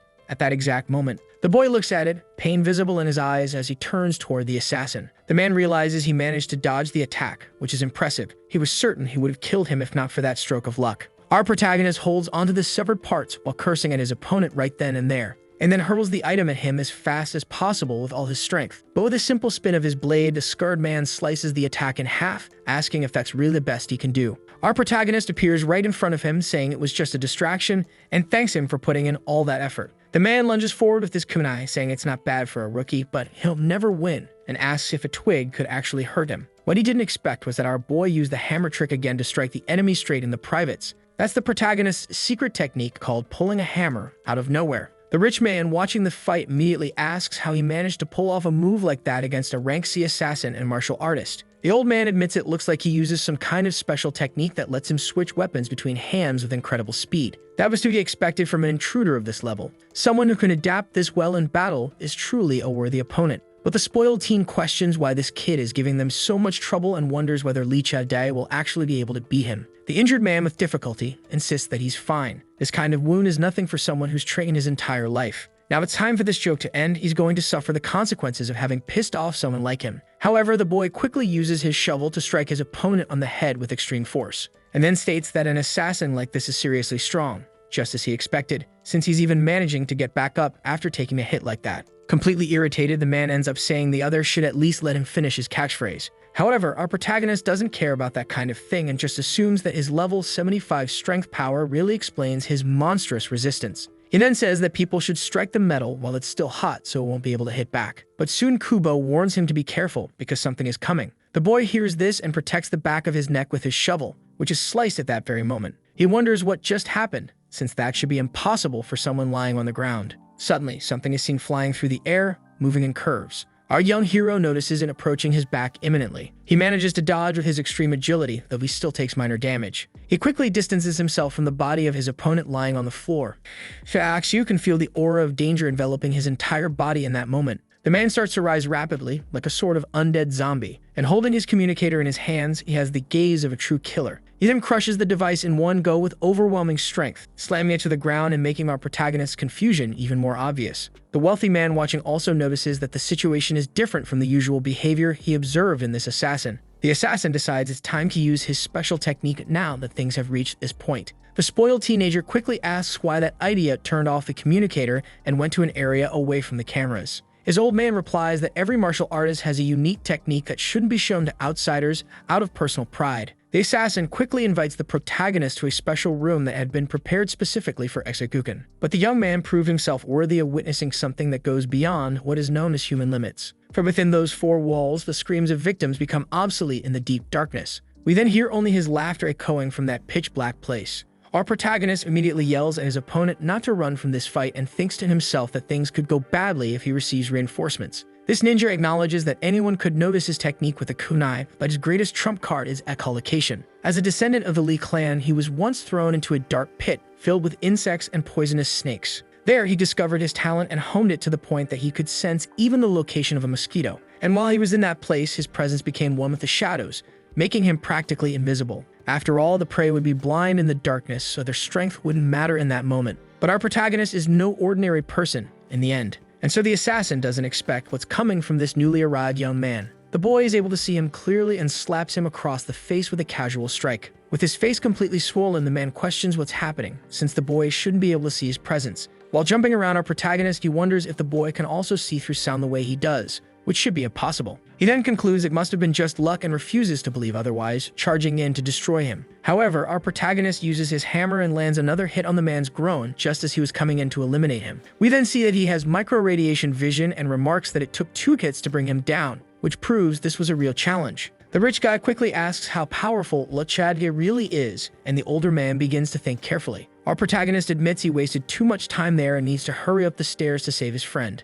But something suddenly catches his attention, making him wonder how that's even possible. We return to the old man saying that Lee Cha-dae is extremely powerful. In the end, there are just over 20 assassins who qualify for rank C among martial artists, and while his echolocation is very useful, his main ability is telekinesis. The spoiled one is impressed that he possesses a superpower of such magnitude. We then see our protagonist dodging the blow, realizing his opponent is still conscious. And the old man states that telekinesis isn't much on its own, but when combined with assassination techniques, it becomes a huge problem for anyone. We return to the fight where the knife is flying as fast as possible, curving through the air. Our boy narrowly dodges it, but realizes he can't keep this up. The assassin spins his weapon in his hand while it's said that his strength should never be underestimated by anyone. He then says he didn't have time to focus or sync with his weapon, and even though he's lost all his strength, he can still win if he uses his secret technique. Our young man realizes these attacks are incredibly fast, and he needs to dodge as quickly as possible to gain a more advantageous position in this fight. But his hammer ends up getting hit and sliced, making him realize not even that could block it. The man gets irritated since the weapon he uses was specifically made for combat and can't be compared to that thing our protagonist uses. In the end, that allows him to handle his knife with incredible ease, and now all he has to do is watch as he reduces the intruder to nothing. But quickly, the young man jumps toward the blade, managing to grab it with his hand. He asks if his enemy really thought that same attack would work twice after noticing that its trajectory slows down over time. Breathing heavily and laughing, the man thinks he's successfully trapped our protagonist. He then reveals that his knife can't be stolen under any circumstances, and now it's in his hands right near the boy's throat. He points his fingers forward, executing his assassin technique meant to slice the target's throat. However, something goes wrong, and he starts coughing up blood from every hole in his head. Our young man feels embarrassed, wondering if that's really supposed to be an assassin move. The man on the floor then asks where his weapon is, since all the power was channeled into it and it ended up coming back at him. Our young man, disgusted, asks if this isn't just a really bad joke coming from an assassin. He thinks he got a truly valuable weapon and made sure to store it inside his cube space. The man remains unable to fight and, while coughing, begs for his weapon that disappeared into the young man's hands. Our protagonist immediately runs away as it's stated that the bounty has just increased once again. The spoiled teen questions how that's even possible. No normal student should be capable of something like that. The old man called Baiwan admits it's true in the end, but this intruder doesn't seem like a real threat after all. We then see the rich guy calling on the walkie-talkie, ordering them to take him down as fast as possible, since he's starting to doubt the martial arts alliance. Now we see a fighter has arrived, stating that the protagonist's life is currently worth over $800,000. A massive amount. The old man quickly tells his companion that they should go check out the person who took down the prodigy. The girl immediately asks if her uncle will be alright, and he says he'll do a quick calculation, then says that 10 seconds is the maximum Beowulf needs to defeat the protagonist, and she must have already noticed the man's at the peak of rank C. The girl then asks if that's the same reason she has to wear those bracelets to protect herself from her weakness, to which he replies that everyone has something they wish to protect or forget, and that doesn't make them weaker at all. We now return to our protagonist, who's being choked while it's stated that he can't use useless tricks in the face of absolute strength, and no one has ever escaped his perfect rear naked choke, as the cube reports that 50 seconds remain for the gem absorption. Hiraxu admits that's a long time. He can barely hold on for 5 seconds right now. Now he has only one last technique left, to use the cube's space. Trying to strike the man's wrist, he's quickly stopped by the fighter, who recognizes that this weapon belongs to his companion. But it suddenly disappears, surprising him. He's never seen anything like it before. Our protagonist states that this ability is extremely useful,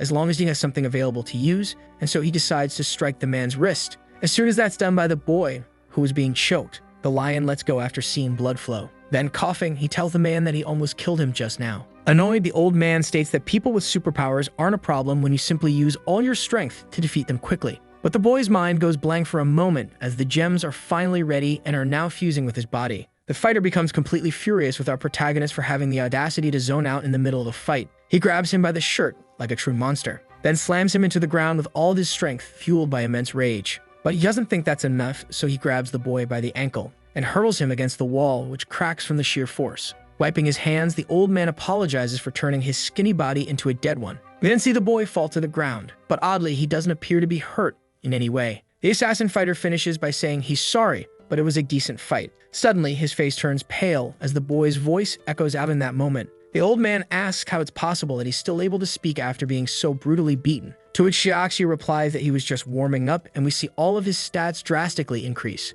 This completely stuns the fighter, who feels a different aura radiating from the boy. His eyebrows begin to furrow as he thinks the boy is underestimating his combat techniques. He charges in with clenched teeth, swearing he'll finish him off. The giant leaps at our protagonist all at once, while the boy stays calm. He grabs his arm effortlessly, as if he can see all his movements, then punches his opponent in the stomach with immense force, and follows with a kick to the groin, sending him flying away. His body instantly crashes into the wall with incredible force due to the protagonist's newfound power. A loud crashing sound echoes through the whole building from the impact. The little girl wonders what that was. It sounded like someone being thrown against something flat. The older man admits that was pretty powerful, and most likely his uncle has already killed the intruder. Our young hero looks at his hands, wondering if this is really the power of a high-ranking gem. But soon his body purification begins, confusing him. Suddenly, the boy starts bleeding through the pores of his skin. He immediately feels an involuntary pain and starts wondering what's happening. With his veins bulging, he asks his companion what's going on, and is told that his body is reacting to the power. It's expelling impurities to increase his combatabilities, and the boy says it feels like he's breaking apart piece by piece.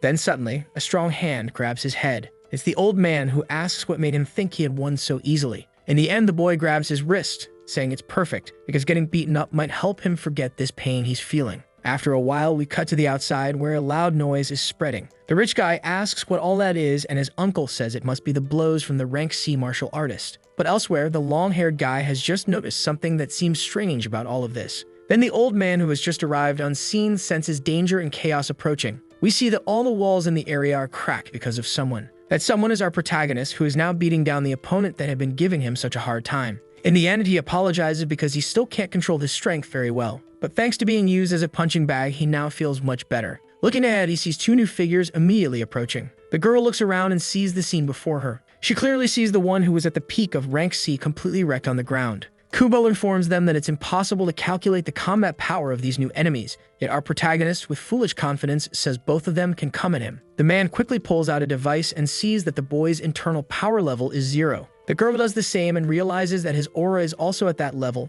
meaning he has no special power, which completely confuses Shiaxu. The old man ends up saying that the boy seems to have some kind of special combat ability that simply unleashes his power. That means it could be a cultivation method, which excites the girl since it might benefit her. And with a strange tone, she approaches and introduces herself as Kui Jilin, a rank B martial artist. The old man quickly asks what she's doing and notices something. We then see the girl asking how he's doing while suddenly grabbing his hand. Her grip quickly tightens as she's about to do something. That something being a punch, suddenly thrown at our protagonist's face all at once. Shiaxu is left stunned for a long moment. After all, this girl is a complete lunatic just like he suspected. His fist then clenches with brutal force, and he strikes the girl in the face whose strength was immense compared to his. With an irritated expression, the young man ends up saying he's doing just fine and asks about her. However, the girl clearly felt that energy flowing through her body. Because of past internal injuries, she's familiar with the feeling of pain and energy coursing inside. But this time, her entire being is immersed and melting in an energy that feels absolutely incredible.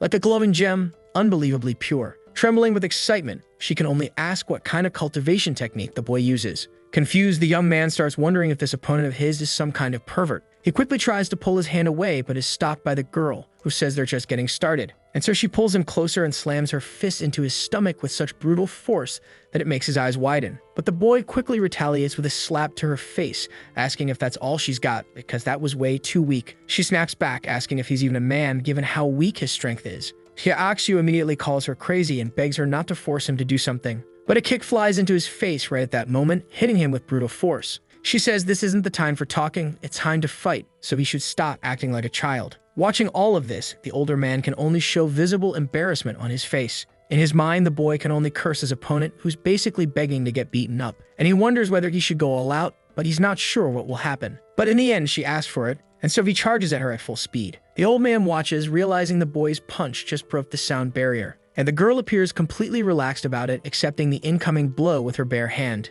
Her body begins spinning through the air due to the sheer power that launched her far away. Her body gets fully embedded in a wall, her legs dangling in the air. At that exact moment, the boy looks at his fist, thinking he might have killed her, which even fills him with a bit of guilt. However, the girl simply starts trembling, and then with a swift motion, she leaps and lands on the ground freely. Our protagonist is shocked by it. It doesn't make sense for a kid to endure so much. The girl wipes her chin and says he's strong, but his speed is nothing special. Quickly, our protagonist thinks she must be some kind of monster if that didn't affect her. The old man then tries to say they should stop because someone might get seriously hurt. But the girl insists it's fine, since his physical attacks are actually very beneficial to her. She then climbs on top of the boy's upper body and prepares her forehead for a headbutt, slamming the boy's body backward. Taking advantage of the moment, she locks her legs and kicks him down to the floor while saying it's great to play like this while fighting. The boy screams in pain as he feels her hand touching his chest. The girl charges forward with her fist, saying it's time to finish this. But our protagonist grabs her, catching her off guard. He then spins his body, saying he's had enough. He thought she was just a girl or a normal woman, but that couldn't be more wrong. And we can see that on the other hand, the girl seems to be enjoying being in this kind of position. However, that only infuriates our protagonist even more, who calls her a rampant lunatic, and then strikes her nose with such force that the ketchup comes flying out. A sequence begins, and in her thoughts, we see that the girl is simply loving it because it's perfect.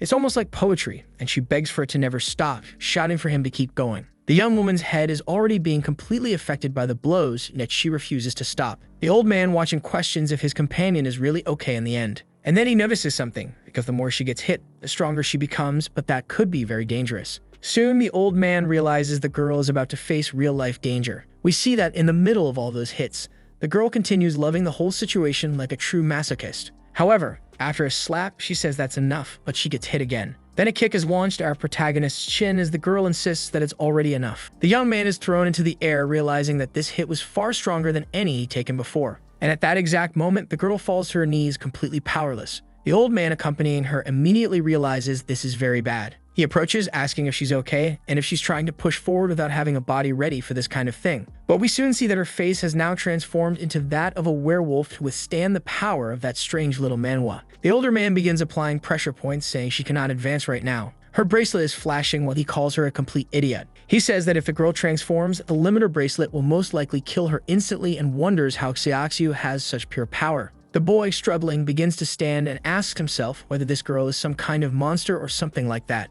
Then he notices she returned to normal after such a bizarre display. He immediately decides he doesn't care what happened, but that he must kill her no matter what. At that moment, we see the old man staring him down with a threatening glare. But our protagonist doesn't back down at any point, knowing that she's a real threat. With a palm movement, the older man orders the boy to get away from them. A pressure is then felt in the boy's stomach. It pushes all his weight back at once. The young man touches his stomach, confused, as it seemed like some kind of magic had pushed his body with a palm strike. But suddenly another attack begins, and this time Kubo says it's best to dodge as quickly as possible. Xiaoxiu understands but admits he'd rather block it to test his overall strength. We then see the pressure approaching. It crashes into the wall, causing a small explosion. Our young hero is shocked by the sheer destruction and thanks God for choosing to dodge. The old man is surprised that the boy managed to dodge his attack, which now becomes a serious problem. But it doesn't matter, since his companion currently has very little time left to live. This man didn't expect Kui to break her limits on this mission, and it could shake the entire martial arts world, because she is likely the youngest person ever to reach the peak of rank B and has a great future ahead. However, this happened during a mission, and if the energy in her body starts to leak, the bracelet will kill her. The bearded man can't let that happen and will do whatever it takes to protect her.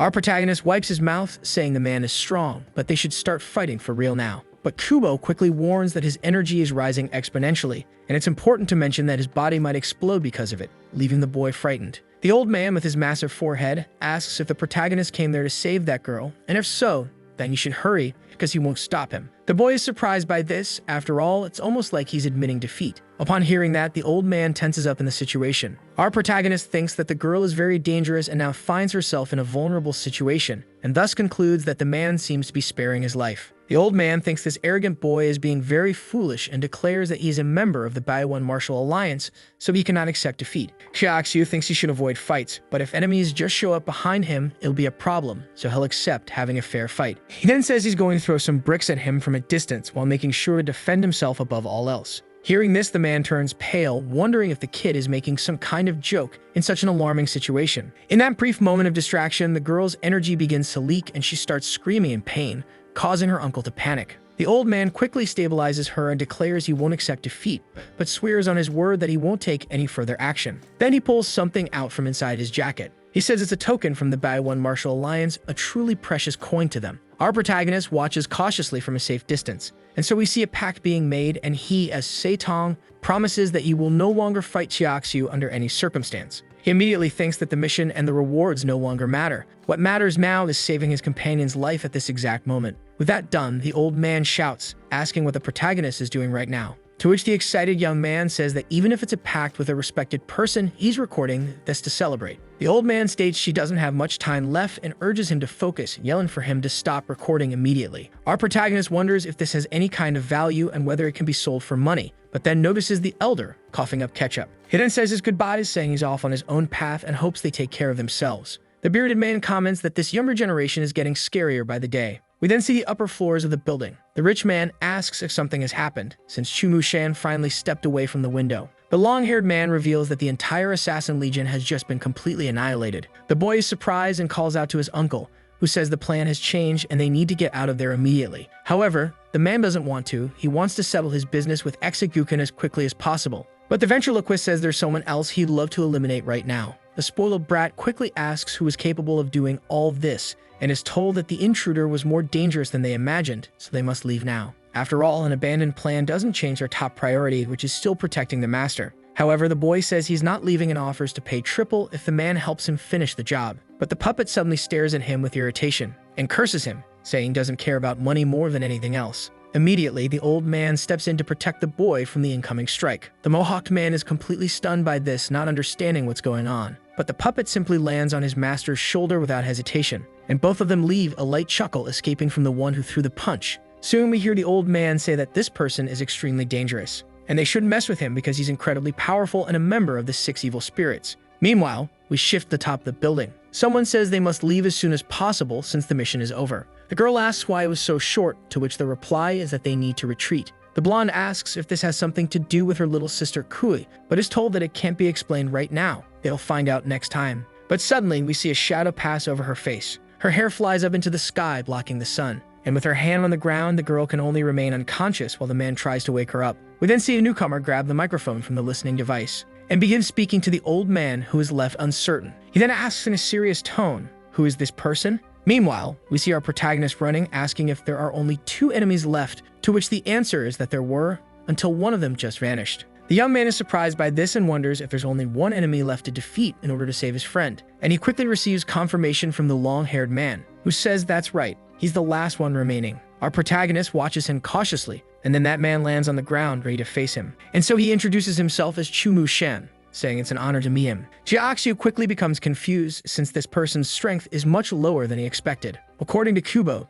7 combat power points is the maximum he has. Our protagonist asks if his opponent is really just a normal person, and it's said that his health is below that of a high school student. However, the internal structure of the puppet contains a mid-grade gem inside. The long-haired man quickly points to his head, saying he must have already noticed that he's as fragile as an eggshell. However, this guy can compensate for that with a few simple steps. Watching him, our protagonist narrows his eyes slightly in confusion, and with his special vision, he can see that the man is boosting some of his stats and covering up his weaknesses at that moment. Being an ordinary person, the hero wonders what exactly is being used there. But quickly, with a leap, Chumu explains that in order to gain some strengths, he needs to get rid of his weaknesses. He then throws a punch, which our protagonist redirects while preparing his own. He charges forward, saying he better block the next attack. But with terrifying agility, a man throws something in his direction. Our protagonist watches it, wondering what it is, until an explosion suddenly goes off right in the middle of his body. Seeing that, the smug guy says he's disappointed that he gave up on the fun so early. His puppet agrees but tells him to pay attention. Our protagonist states that these attacks are unfair, but luckily he managed to pull his shovel just in time. However, the weapon ended up damaged and he says the enemy will pay for that. The man thinks he doesn't understand this technique, while the puppet says enough with the warm-up already. Quickly, the long-haired one uses his seal again and says he must have understood by now that his body is weaker than a normal human's. However, that's his only difference. He knows a few tricks. Then breathing out smoke, he claims that should be enough. They can consider themselves rivals made by heaven and earth, since the only strength of our protagonist is his overwhelming brute force along with a stupidly tough body, but he has no martial arts or sponsor, compared to him who has a weak body but uses ninjutsu runes and even puppets, pure technique. Yukaseki's facing an opponent who uses only his body and thinks his raw power is superior to technique. He then hears the answer from our protagonist, who says he only came here to save his friend. Immediately, the puppet and his master charge for the boy again. They quickly launch an explosion, which our protagonist manages to dodge by throwing himself backward. As he starts to say something, he's cut off when the puppet comes from behind. In a moment of pure desperation, he swears he'll never forget this weird creature pretending to be an inanimate object. Then we see the long-haired guy jumping toward him while using the Curse Water Evil Ghost technique. But his fist ends up being caught by our protagonist. He throws it aside while closing the distance, and informs him that saying the names of your techniques doesn't make them any stronger before they're finished. Terror appears on the face of this guy being confronted, because a ridiculously powerful punch is then fired directly into his stomach in an instant. He slides across the ground and falls several meters away. Our protagonist sighs and fans his shirt for a moment. He's worried, after all, this guy is just a normal human, so he probably shouldn't have used his full brute strength. But lying on the ground, the man says letting his enemy worry is a shame, and then asks Shou Shan what he thinks. Our protagonist quickly wonders if that wasn't just a puppet in the end, since it's talking like that. We then see the puppet's head rotate back to face him. It says he shouldn't worry about it. Our protagonist is so shocked that his skin turns pale for a long moment. This guy hadn't thought a single punch would completely break his defense rune, but now he just needs to put another one in and make sure to dodge, because if he gets careless, he'll suffer serious losses. Hijaxiu quickly states that he has no interest in these idiotic explanations, since he's going to catch him and finish him off as fast as possible. However, Chumu informs him that he should be paying more attention to the parts of his body. The puppet declares that his companion is not just someone slow and lacking tactics in his actions. As he looks at his arm, the protagonist wonders when that thing even got there in the first place. He quickly asks how to remove this untouchable thing from himself, and suddenly, surprise takes over. After all, the limb that was previously light now feels incredibly heavy. The long-haired man says it's natural, since that spell makes the gravity in a targeted area 18 times stronger. On his knees, Xiaoxiu can only tense up under the intense discomfort. As the enemy advances, he announces that he's going to show him what real despair feels like, and then calls for Xiao Shan. The puppet immediately jumps in the same direction to support his master. This makes Xiaoxiu grit his teeth at how alarming the situation is. Another explosion is launched at our protagonist, who deflects it with his palm against the ground. The puppet quickly follows up with a single wind slash aimed in his direction. Our protagonist's instincts scream at him in that moment, and so he barely manages to dodge that incoming strike. He quickly closes the distance, asking if that's supposed to be his wind blade. However, compared to the last fighter he faced, this one doesn't amount to much. We then see the long-haired man with his hands together, chanting something. Our protagonist takes advantage of that moment and rushes at him at full speed. He punches, hitting the wall and shattering it completely as the other dodges. He then asks how he isn't being affected by the gravity spell. Our protagonist realizes this too and looks at his own arm, which is still under the spell. He decides that having his arm weigh 18 times more is actually beneficial since it boosts his attack power. And so he shouts at the idiot to start using his magic properly. Otherwise, he might as well give up on living. The good-looking man quickly snaps back, asking how he dares to underestimate him so arrogantly. He presses his pressure points and declares that he'll deliver a painful death just as wished. Then he uses a technique called Mercy of the Evil Demons. His skin turns bluish and an aura pours from his body. His hair, once black, begins to turn snow white. Our protagonist is shocked by what's unfolding right in front of him. The man's entire expression has changed from before and now looks completely different to Xiaoxiu. He declares that anyone who sees him in this form must die as quickly as possible. He then teleports, calling upon his Shukuchi. We see our protagonist startled as his instincts flare. But before he can block, a punch flies straight into his face at an extreme speed. He falls backward, thinking it was way too fast and heavy to keep up with. Behind him, the puppet is already in position, launching a missile at him while yelling for him to die. Our boy manages to dodge it and says he needs more space to think and act. But his opponent suddenly appears behind him again, as if teleporting once more. The boy tries to turn and punch him, but the enemy's hand is faster, hitting him in the stomach. He's then pushed backward with terrifying force, accompanied by a sonic boom. With the puppet's string wrapped around his finger, the man asks if he can really withstand a point-blank strike from his companion. Our protagonist quickly yells that he was just joking with him at that moment, because compared to his own speed, that puppet moves like a slug after all. And so we see the puppet's cavity shatter from the boy's punch. The spellcaster is stunned, mentally asking how that's even possible, visible panic spreading across his face.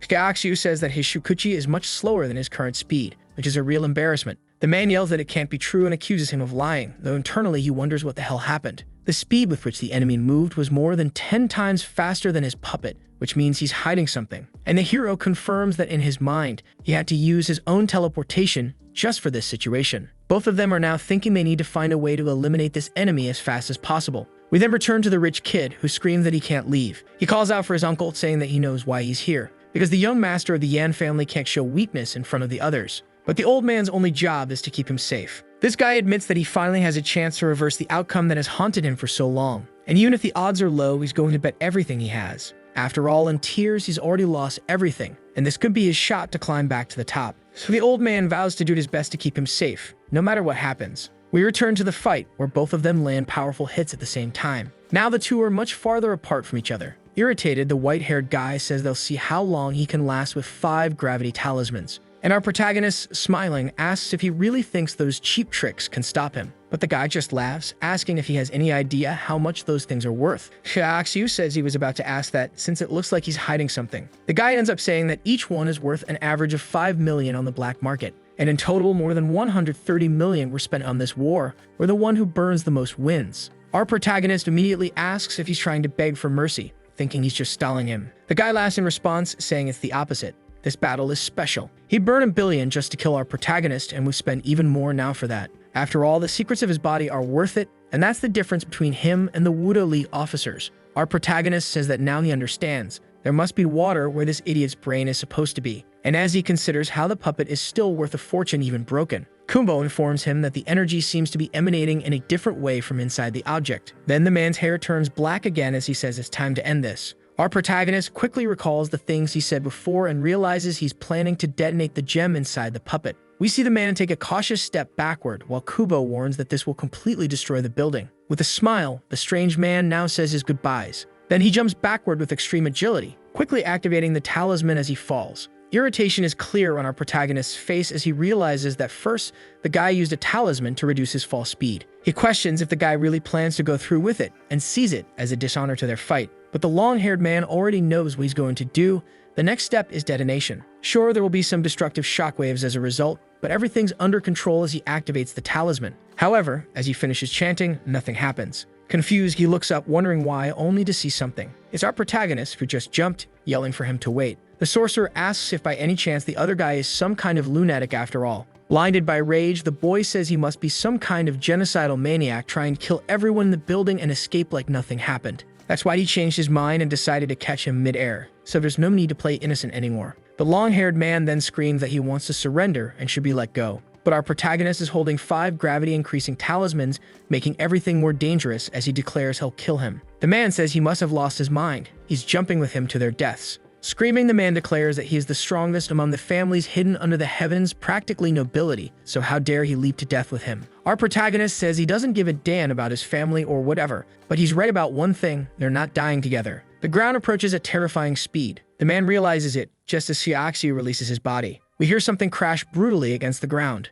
Kubo, meanwhile, fell the same way but bounced a few times. Our boy climbs out of it, saying he wouldn't want to follow him to death, and of course he made sure to collect the battle rewards anyway. That strange spell also faded from his body, and Kubo informs him that his enemy's breathing quickly disappeared. The boy looks ahead and wondering if he's dead or something like that, to which it's said that he gave himself away to escape quickly, surprising our protagonist, who asks where and how he managed that. But in the end, he's actually impressed that his opponent escaped and decides he doesn't have time to think about it now. He quickly tosses his jacket aside, saying he'll use his teleportation to the fullest to get back to the top of the building. He immediately manages to reach the 21st floor, where he was before the fight. He finds an empty place with a strange table. There's a wine glass and a bottle hiding someone. Our protagonist wonders if everyone left, but then hears a creaking sound to the side. It's one of the boy's former enemies, now trembling and begging to be spared. But the boy doesn't care anymore and demands to know where Shen Yao is. Completely terrified, the broken man points to the side with a shaking hand. There we see a space with iron bars holding her captive. The boy quickly opens it, calling for his friend.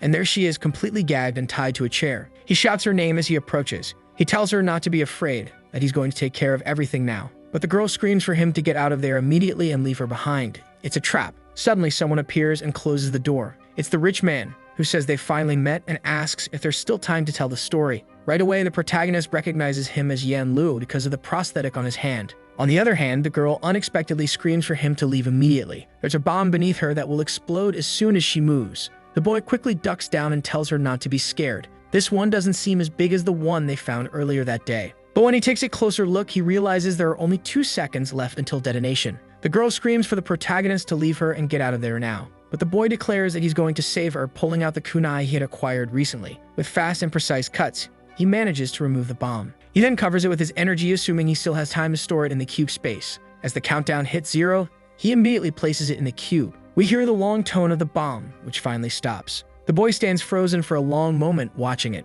and assumes that he succeeded after all, which moves the girl to tears. Our protagonist wipes her tears, telling her not to cry because everything's fine. But something interrupts them. The device ended up exploding inside the cube. This causes him to instantly cough up a heavy stream of blood. His friend grabs him and calls out his name at that exact moment. The boy, however, is paralyzed, his skin already cold. She hugs him with all of her strength as he shows signs of nearly passing out. At that moment, our protagonist begs her not to cry but admits he can't move a single muscle. Unexpectedly, the second gem ends up evaporating the same way, and that's a little frustrating for him. He hears Horadric's voice, but he can't understand what's being said. He wonders what's going on as he turns his head forward, eyes wide, trying to understand what's happening to his companion. But outside, a weapon is being aimed directly at them. He asks what's going on and why it hasn't exploded yet, but says he won't let this continue. Then declares that the protagonist must die here and now. The girl quickly realizes what's happening. But before anything else, a shot is finally fired from the weapon. We see the ketchup flying instantly, and the girl puts herself in front of the protagonist to protect him. Quickly, the old man rushes in, saying a dangerous person just approached,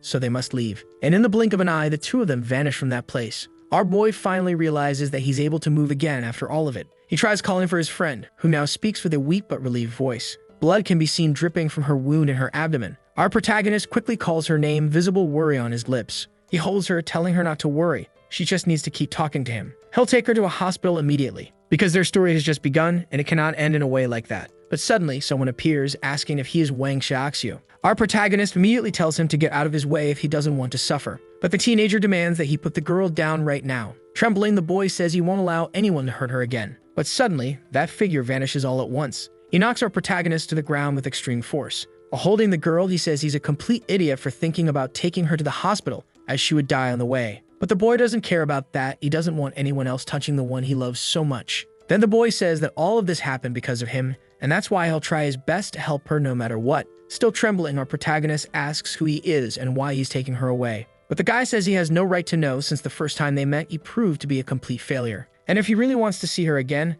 he'll have to be 100 times stronger than he is now. Let the wind itself, his presence vanishes from that place. Completely in disbelief, the boy can only curse at the wind, telling it not to leave. And in tears, he begs not to take his Shen Yao. In the rain that began to fall right after that, he had never felt like this before. With no help of any kind, his presence became almost like a ghost. At that moment, the raindrops fell harder than ever. And amidst all of it, there was a clear sadness and monotony surrounding those days. After entering Kubo's space again, he noticed that everything there had been reduced to ashes, except for his flying knife and the piece of metal, which remained intact. His body recovered, and all of his scars disappeared quickly. His teleportation and micro-radiation vision remained the same. The only difference was that he was feeling unimaginable pain. After all, his dear friend Haradric now would make a sound after the explosion. He didn't know how the officials explained the incident. However, it was clear from the looks on everyone's faces that there was deep emotion. That only made him feel even sadder as he stared at Shen Yao's fake funeral. He couldn't even begin to understand how absurd it all was in the end. And far away from him, a woman with open legs waited in the rain. Her presence was as mysterious as her appearance,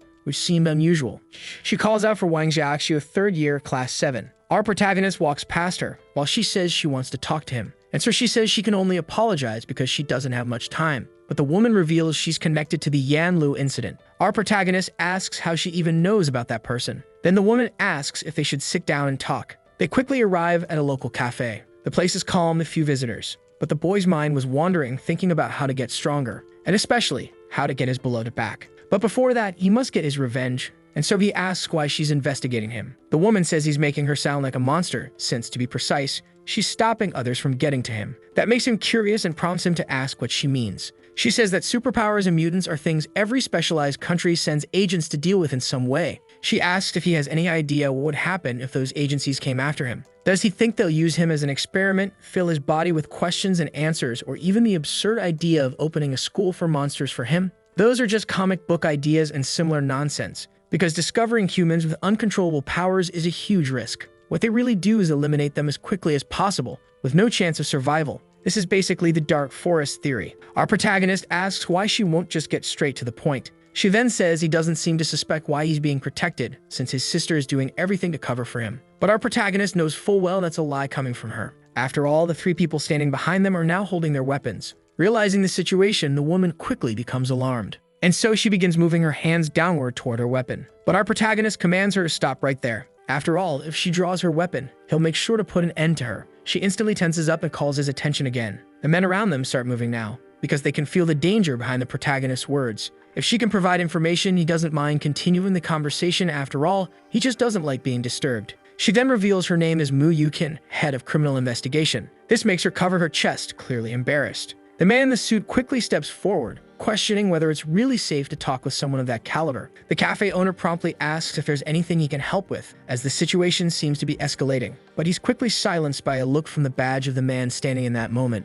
The woman asks if he doesn't believe what she's saying. Our boy knows very well it's true, so he assumes there must be some kind of order keeping them in place and asks what exactly is being proposed. She gets annoyed and promptly says she'll be honest. She's helping him only for the sake of recycling. The boy immediately understands that this is clearly about reusing his services, to which she responds that it's similar. After all, 90% of those who awaken end up being annihilated, and she just wants to play a give-and-take game. Hiraxiu feels offended, since it sounds like she's treating him like trash, and says only a corpse can be considered that. Akira then asks if the 2 people behind him are also being recycled. After all, their power barely reaches rank C. Both are startled by that statement, realizing how well the protagonist understands the situation. And the woman admits that she underestimated him more than she expected. The protagonist says she failed badly in the end and asks what she wants to bargain. The man still believes this kid is already beyond Class B, making him someone far out of their league. The woman says she'll help him find Yanlu, and in exchange, he'll need to complete 3 missions. But the boy thinks that's completely unfair. He has a lot more he wants to learn and won't risk his life for her. Surprisingly, the woman agrees to that immediately. This catches the boy off guard, and he stays silent for a long moment.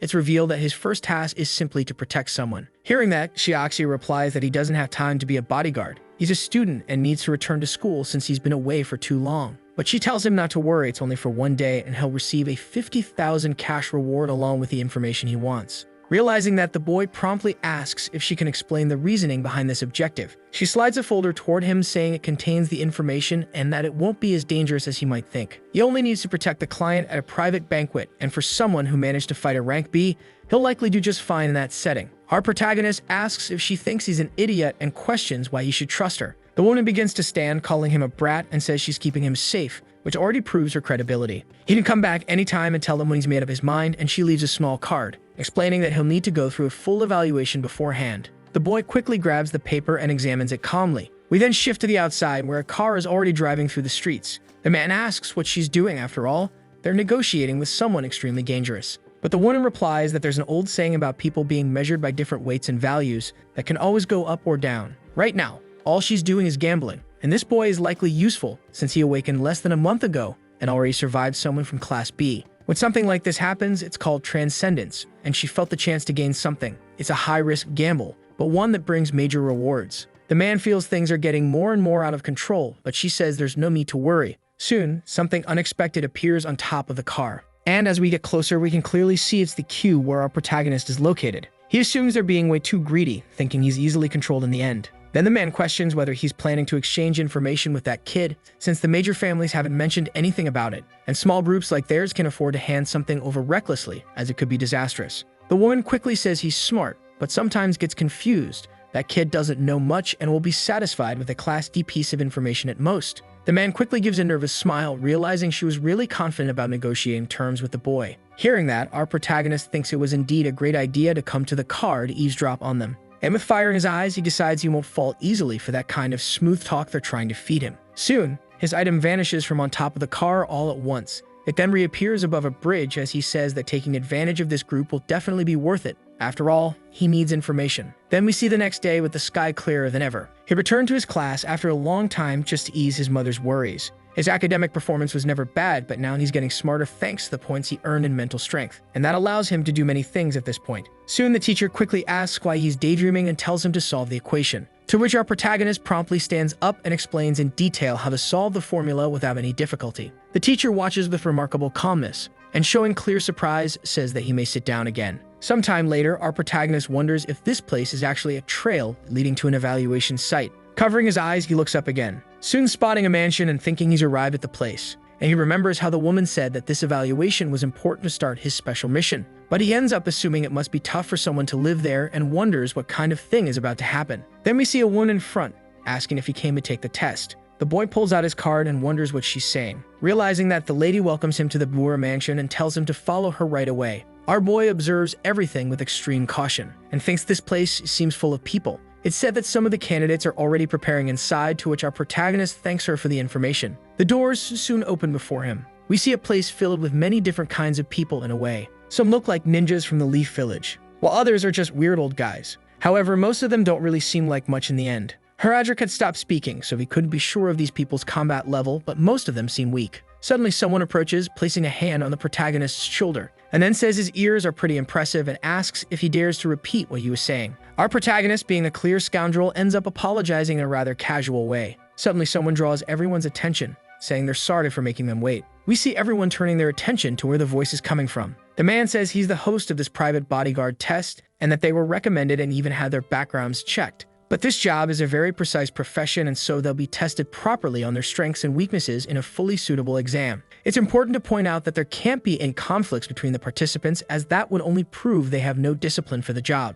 Then the bald guy lets go of our protagonist, saying he's really lucky, to which the boy replies with a slight chuckle. The man promptly says that he'll need 3 abilities: to recognize, to react, and to fight, and all of that will be evaluated. Everyone pays close attention as it feels like there's some kind of trick to it. Our protagonist knows it too, since it all seems way too easy. After all, a salary of 50,000 is quite appealing. So the man gets ready to open the doors, telling them to follow him. Everyone immediately complies, filled with unwavering determination. And then we see the figure of a casino appearing before our eyes. The women and the croupiers are already prepared to begin the test. Those participants wonder what is going on, since it all seems rather bold. The man explains that each person will receive 5 chips and will play in the casino. The rule is the simplest of all. To pass the test, they must accumulate a total of 10 chips, and as soon as 30 people succeed, the test will end. All the men think it's strange, yet some feel confident since they've done this most of their lives. Our protagonist also finds it odd, but figures it's better to forget it for now. Soon, a man approaches him saying that betting multiple chips without a strategy is completely unacceptable. The roulette wheels and slot machines will be quickly eliminated. After all, they are being heavily manipulated. So participating in dice games is much safer for everyone. But that's just how it appears from his perspective. Our protagonist wonders if this man is talking to himself or to him. Soon we see that several people are already losing everything at once, which leaves them utterly frustrated. This man explains that everything is being monitored in the end and they need to find a way to win. That's why he calls out to the protagonist and asks what he plans to do. But as soon as he looks back, he realizes the other man disappeared in the middle of the explanation. And so we see that the blonde man is actually a professional con artist of the 7th stage, 35 years old, who now believes he'll have to find another target. Our protagonist thinks he won't have too much trouble, since with his micro-radiation ability he won't struggle to win. Even the staff members are blatantly cheating, just as he's witnessing. The machines and all the equipment are being completely altered from his point of view. In the end, this whole room is full of cheaters, doing their best to make him lose. Soon we see that someone has won again, which is actually quite impressive. Our protagonist thinks that there is indeed a way to come out ahead in all this, because in this identification house, the content of the test is nothing more than gambling. The man suddenly yells, asking how this is possible. Since he lost 3 times in a row in every round, he believes the woman is cheating. The waiter then asks if he has any evidence, and he replies that he's been gambling for over 30 years, which should be enough. The woman then says they can go speak to the manager and discuss any issue he's having. Everyone there gets irritated by that. After all, if they were strong enough, they'd be able to take their chips back. Our protagonist watches silently for a long moment, until his attention turns to a shout from several people who are amazed. After all, someone at table 35 has already won more than 10 times in a row. This man with hair like Josu Kagashikata assumes they probably don't even know how it really works. Since there are no restrictions on exchanging or handing over chips, he can win as much as he wants because he'll be able to sell them later. Everyone notices the situation and quickly rush toward the games to try to win more. Suddenly, one of the men bumps into a woman and asks how she can be so weak and why she doesn't just go home and rest. Our protagonist wonders if all this is really okay in the end. But he thinks the nature of this identification is extremely fair. After all, the speed of one's eyes, hearing, and comprehension is being trained and evaluated. Since with this kind of electronic technology, they can guarantee all of that. Even his charm and style of deception are being evaluated,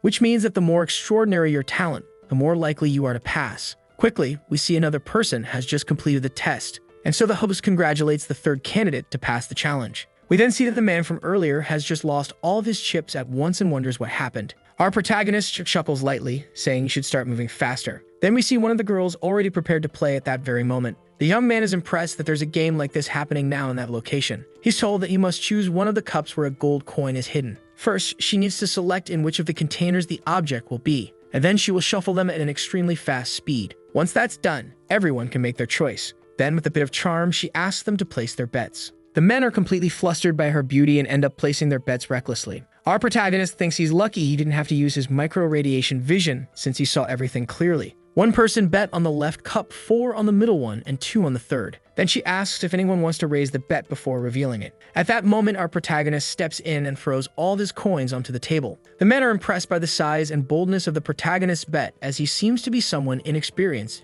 in the end. They ask which cup he wants to bet on, to which our protagonist says it won't be any of the containers. He's betting on her right hand. Everyone gets irritated and asks if he's looking to cause trouble or what. The woman points her finger and asks if that's really what he's saying in the end. Our protagonist promptly states that she changed the location of the coin and bets everything that's right along the line of her bust. The girl becomes embarrassed, saying that's extremely inappropriate of him. All the men grow angry, asking if he really wants to stir up trouble there, since they won't wait any longer. Our protagonist quickly tells her to stop being an idiot and just carry on with the game. The girl looks extremely sad about that, until their sly, cat-like smile suddenly appears. She then pulls the coin out from within her meat melons. She congratulates him for doubling his chips all at once. Everyone there is shocked, realizing they lost everything to the protagonist. The chips are pushed toward our boy. He takes them and walks away, thanking them all while they question if that was even possible. The old men yell that it must have been some kind of cheating scheme and demand their chips back. The woman quickly approaches, saying she has no right to return the chips, but they can appeal to the manager and try to get their demands met.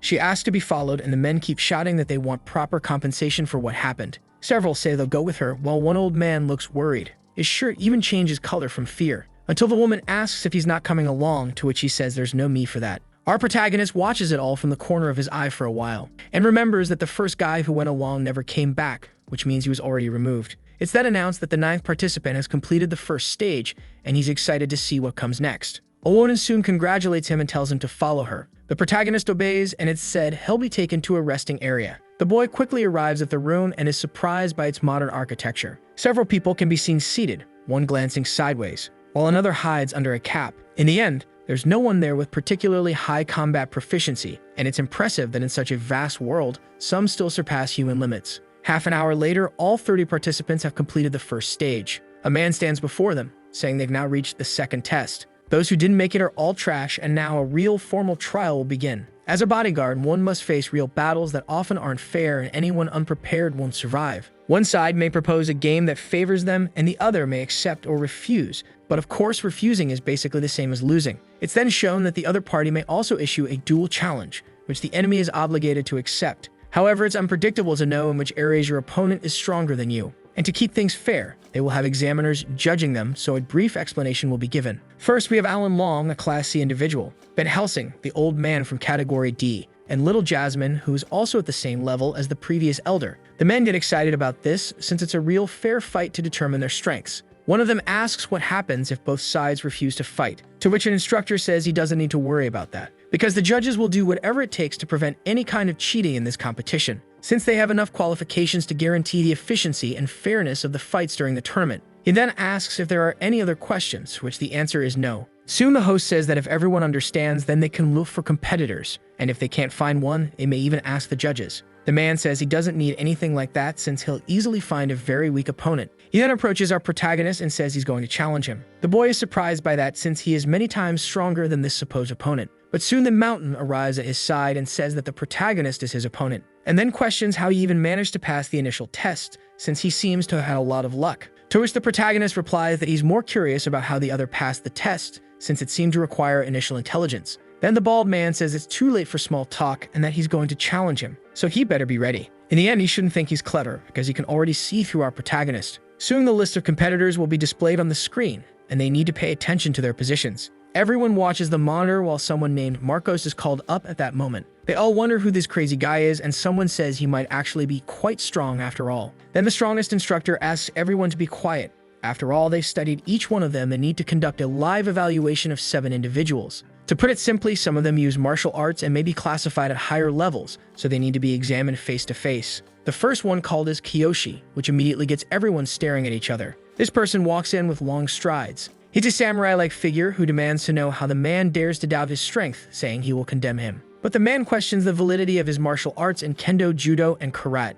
to which this stranger replies that he's just a young man who doesn't yet understand how powerful someone can become with the right training. Quickly, the older man tosses the papers behind him, saying they need to conduct a pretest to avoid unnecessary casualties. The samurai sees that as a disgrace, feeling that his techniques and endurance are being underestimated. The man then quickly says that the test is quite simple. He must attack using one of his hands, perform 10 moves in total, and if he withstands them, he'll pass the pretest. This Japanese-speaking man asks what he means. His clan has only deadly techniques, and so he will overcome him and cleanse his sins. He then raises his hand with the wooden sword and commands, "Die." Quickly, the wooden blade lunges at him in a single movement. However, it is pierced by the administrator, who easily breaks it. And then he closes his fist with tremendous force. He strikes the opponent's face directly in front of him. The participant is thrown violently far away. Everyone sees that someone of Class C is truly beyond human, and they wonder why the Japanese man did such a thing without hesitation. The man says he's even worse than expected, and for the safety of everyone, he should be removed from the next exam.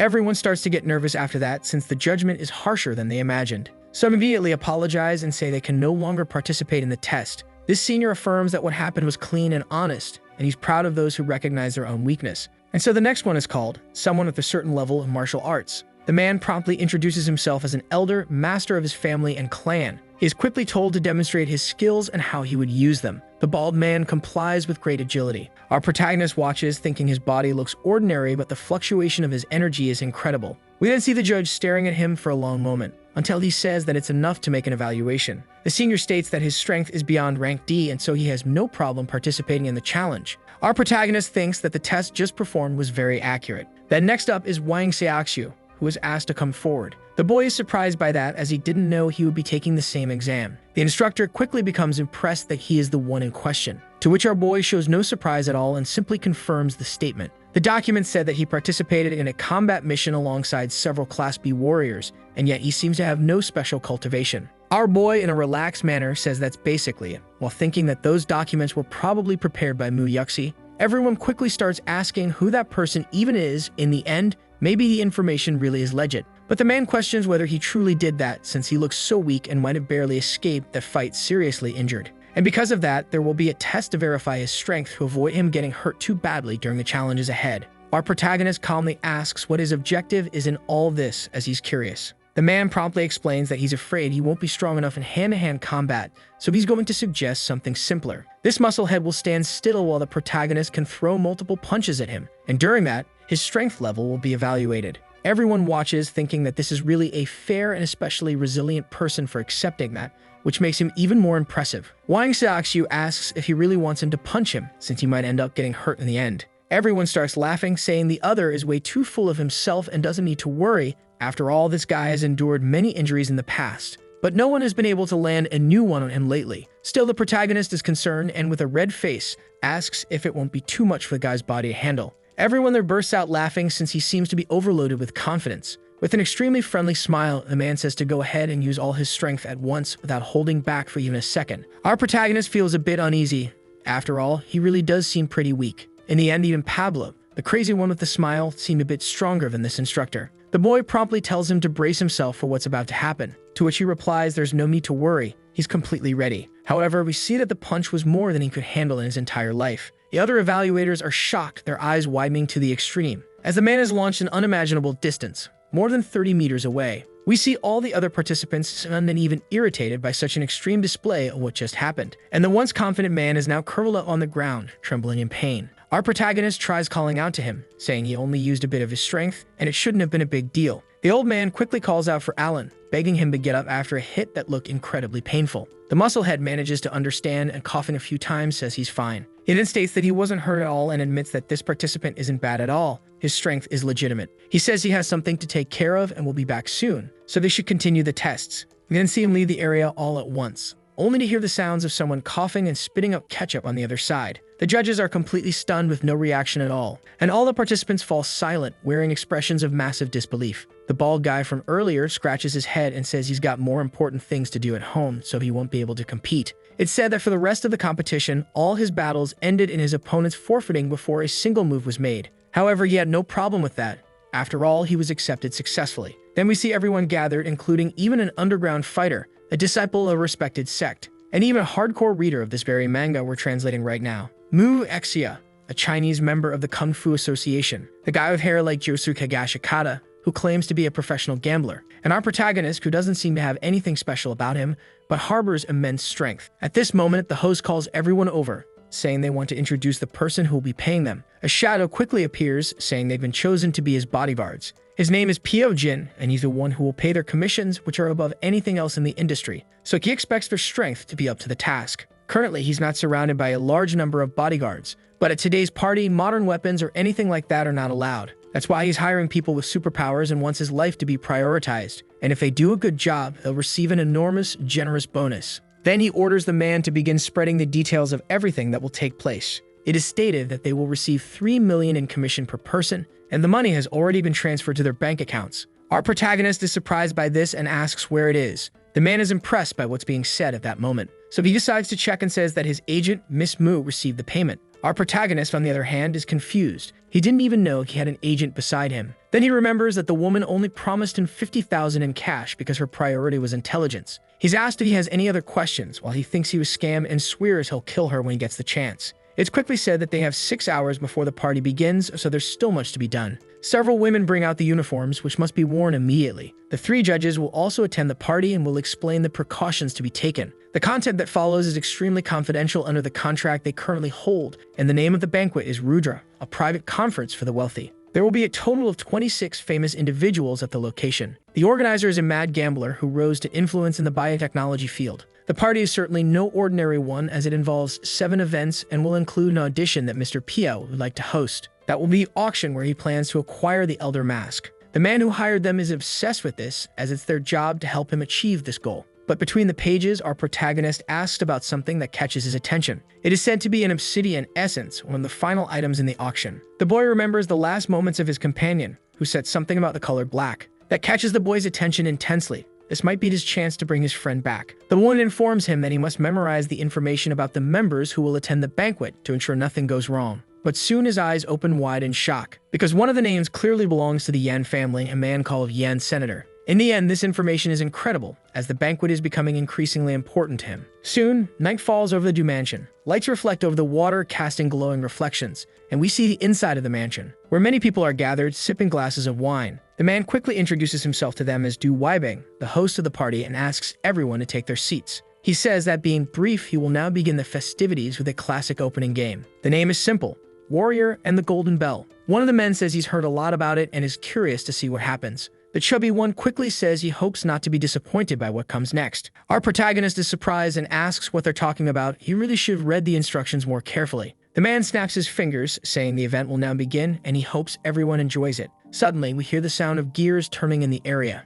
and the floor suddenly opens up. It's a mechanism that our protagonist watches from above. Everything down there is dark and he can't see anything. But suddenly, several torches light up, and we see a swamp beast called Nicholas, over 6 meters long. The women are amazed, while the men are dumbfounded. But there's no need to panic. The man steps on the glass floor above the creature. It's said to be reinforced and bulletproof, ensuring no one needs to worry about the beast rising up. Everyone relaxes for a moment. A mustached man says this is a fantastic way to start the party. Another agrees, saying this feels like the climax of a spectacle, and asks if there's more to come. The millionaire says there's no need to worry. Every night will be a spectacle. Everyone should already know the game's rules, but he will explain again since it's a simple game. They could easily see a golden bell tied around the neck of the wicked beast. The warrior will be allowed to choose only one weapon to fight against the creature. And so one can win if they manage to hold onto the golden item. Of course, most people won't volunteer for that, which is why there's a good reward for whoever succeeds in the hunt. However, there's only one rule. No warrior is allowed to leave the cage without the bell. Our protagonist wonders what's going on. After all, this looks like a mass execution. This isn't some simple bodyguard job, and it's no surprise they're putting so much money into whoever can fight.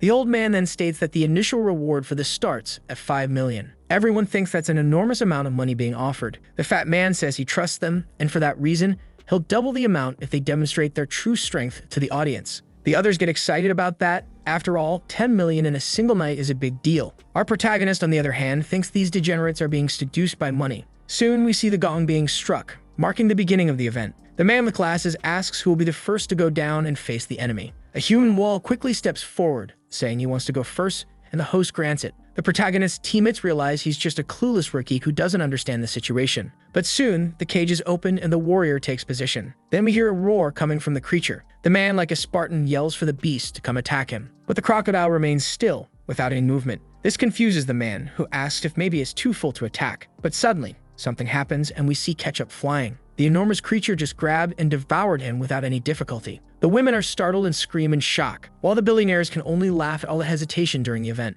The old man says he was too weak and couldn't even handle a creature like that with a single strike. What a shame. However, the boy noticed something strange. After all, that beast is moving at a terrifying speed. The host says the first challenger was killed. It was quite the performance. But he forgot to mention this is no ordinary animal. It was created using biotechnology and is an enhanced version of a crocodile with over 50% increased explosive strength. According to the rules, the price has now gone up to 7 million, and they ask if anyone wants to continue the challenge. Then the young master of the Yan family asks if his bodyguard can handle it, and it's said he may be fast, but has short reach. Because of that limitation, the man might actually do well against the creature. The blonde man quickly states that the second warrior has arrived for the challenge. He ended up choosing a long spear and throwing weapons, and they wonder if he'll succeed in this affront. The crocodile watches him from behind the bars, ready to devour him at any moment. Our protagonist is relieved. After all, he has the option of not participating in this game, but he's told he should have read the contract. Because if no one is selected, they'll be forced to go, which surprises the boy, given how strict that rule is.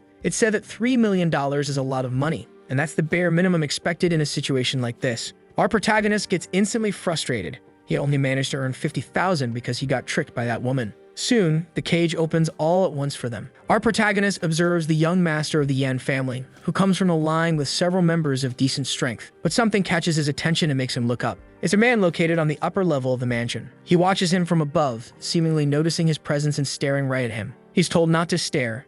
After all, that's a committee member responsible for maintaining order during the party. Our protagonist is surprised by that. He didn't expect such a thing to exist here. After that, we see a bit of commotion taking place. The creature is now roaring in pain as it's pierced by multiple spears. It's impressive to see that this warrior used his size and agility to pull off such a meticulous strategy. One of the men praises the guy for choosing such capable people, but our protagonist thinks that even if the crocodile is injured, its movements haven't been affected at all. Our protagonist once again introduces himself as Wang Xiaoqiu, an ordinary high school student, but at one point he acquired a heraldic system by an incredibly rare chance. With it, he was able to gain immense power to pursue the girl of his dreams. But what he imagined would be a happy ending turned out to be the wrong one. He didn't get what he wanted. After all, in exchange for all of that, Xiaoqiu ended up losing the one he loved to several incidents that occurred. And so to find her again and take revenge on her killer, he had to join and complete a mission for a government woman who was willing to help him. But he didn't realize that the mission was far more important than he thought, and so we returned to the crocodile,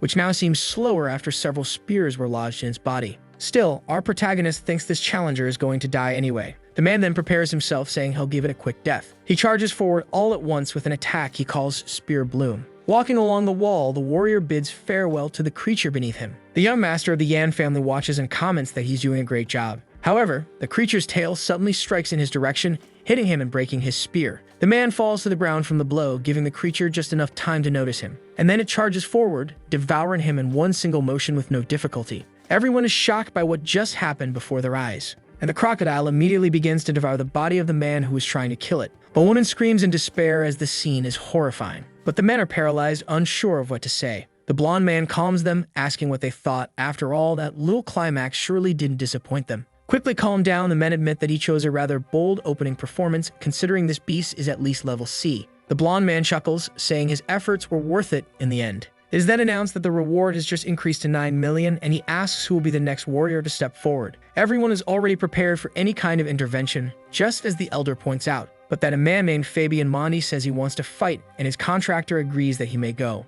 The blonde man is impressed by that and says he has no problem accepting people like him. However, the guy with Josu Kagashikata's hairstyle steps in and says he wants to try. We can now see that a duel competition is about to begin, which is extremely entertaining for them. Our young protagonist wonders what they're talking about, while the blue-haired girl calls him an idiot. After all, if more than one warrior wants to take the challenge, then they must first battle one-on-one. That's the proper way to handle such a situation in this place. In the end, this Dubajin may even be able to defeat the level C crocodile, but it won't be easy. However, the man says he doesn't know anything about his opponent. Then the fat man with the thin mustache cheers for his young champion, since there's a huge reward waiting for the winner. The black man tells him to win, as he'll receive a famous idol to accompany him for 3 days if he does. The man starts trembling with emotion, even crying at such kindness. But suddenly, his opponent appears behind him with an open mouth and a wicked grin. He bites into his opponent's jugular in a single motion. The man calls him insane for daring to launch a sneak attack like that. But quickly, his skin begins to wither and age due to the constant blood loss. His contractor tries to call out his name one last time. However, a security death has just occurred at that very moment, caused by the protagonist's companion. With ketchup-like stains on his lips, he wonders aloud if he should still receive a reward,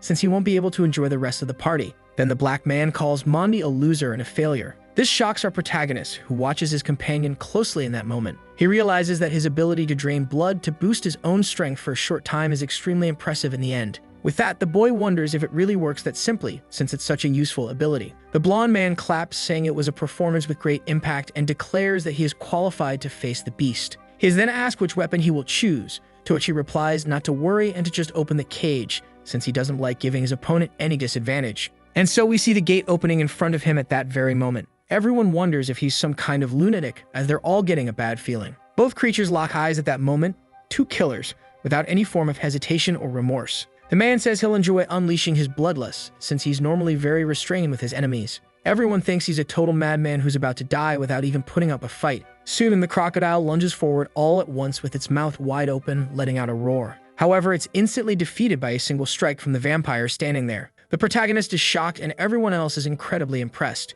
The delinquent-haired guy quickly wipes his hand with a smooth motion, then pulls a handkerchief from inside his previously blood-stained shirt. He proceeds to clean the bell and says he gave it a quick death, just a favor to someone at the same level as him. Our young man is impressed by the technique, as this guy's speed seems to have reached a level B, but something suddenly draws his attention inside the cage. The man with glasses promptly announces that the first warrior has successfully claimed the golden bell of the night. He's asked if he would like to receive gold, but the man says bank and digital transfers are more fitting for someone of his stature. Then the fat man who hired him raises his glass, telling everyone to toast to his warrior. Everyone claps and gets excited, since it was an incredible performance. But the black man seems irritated, having lost both money and good subordinate. Soon, the young master of the Yan family asks if there are any other interesting games they can be shown. He's told not to worry, The fun is only just beginning on this chaotic night. They're asked to wait a moment as there's a big surprise prepared for them. He's sure no one will be able to guess what the next animal will be. The bald man says there's nothing they haven't already seen by now anyway. Our protagonist, staring into the darkness, senses a large amount of power coming from it.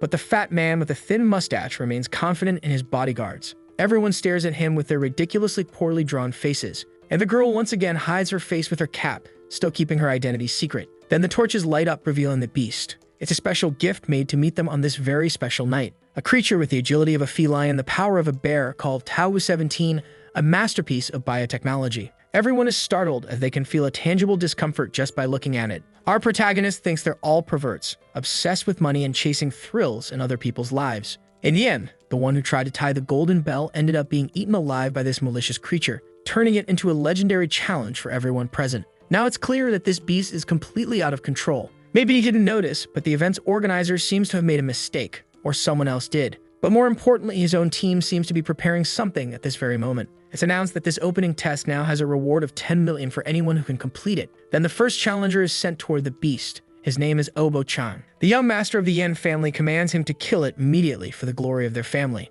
His man, however, thinks this is his moment to shine. Even though he's ugly and unknown, he can gain everything by defeating this beast. His life is finally going to turn around, and all he has to do is bring down this creature. But suddenly, something grabs his attention, making him look up. The beast had leaped over him all at once with immense agility. He wonders how that's even possible. This thing looks like a cross between a cat and a lion, and yet it moves so fast. The creature quickly starts climbing the walls with incredible strength and no difficulty. All the hosts are terrified, letting out screams of despair. After all, the creature is now scratching the glass, trying to escape and attack them. But the blonde man tries to calm them down, saying they're absolutely safe. The glass is heavily reinforced. However, the sound of the creature slamming its head into the glass terrifies him, and he ends up repeating that there's no problem, though not even he believes it anymore. The man thinks the creature is ignoring him just to go after more targets, and that this is his chance. He then charges forward all at once with his sword, shouting for it to die. But suddenly, the creature dodges the attack effortlessly, causing him to strike the wall instead, ironically. The long-haired man is shocked as the beast was able to evade his blow with no difficulty at all.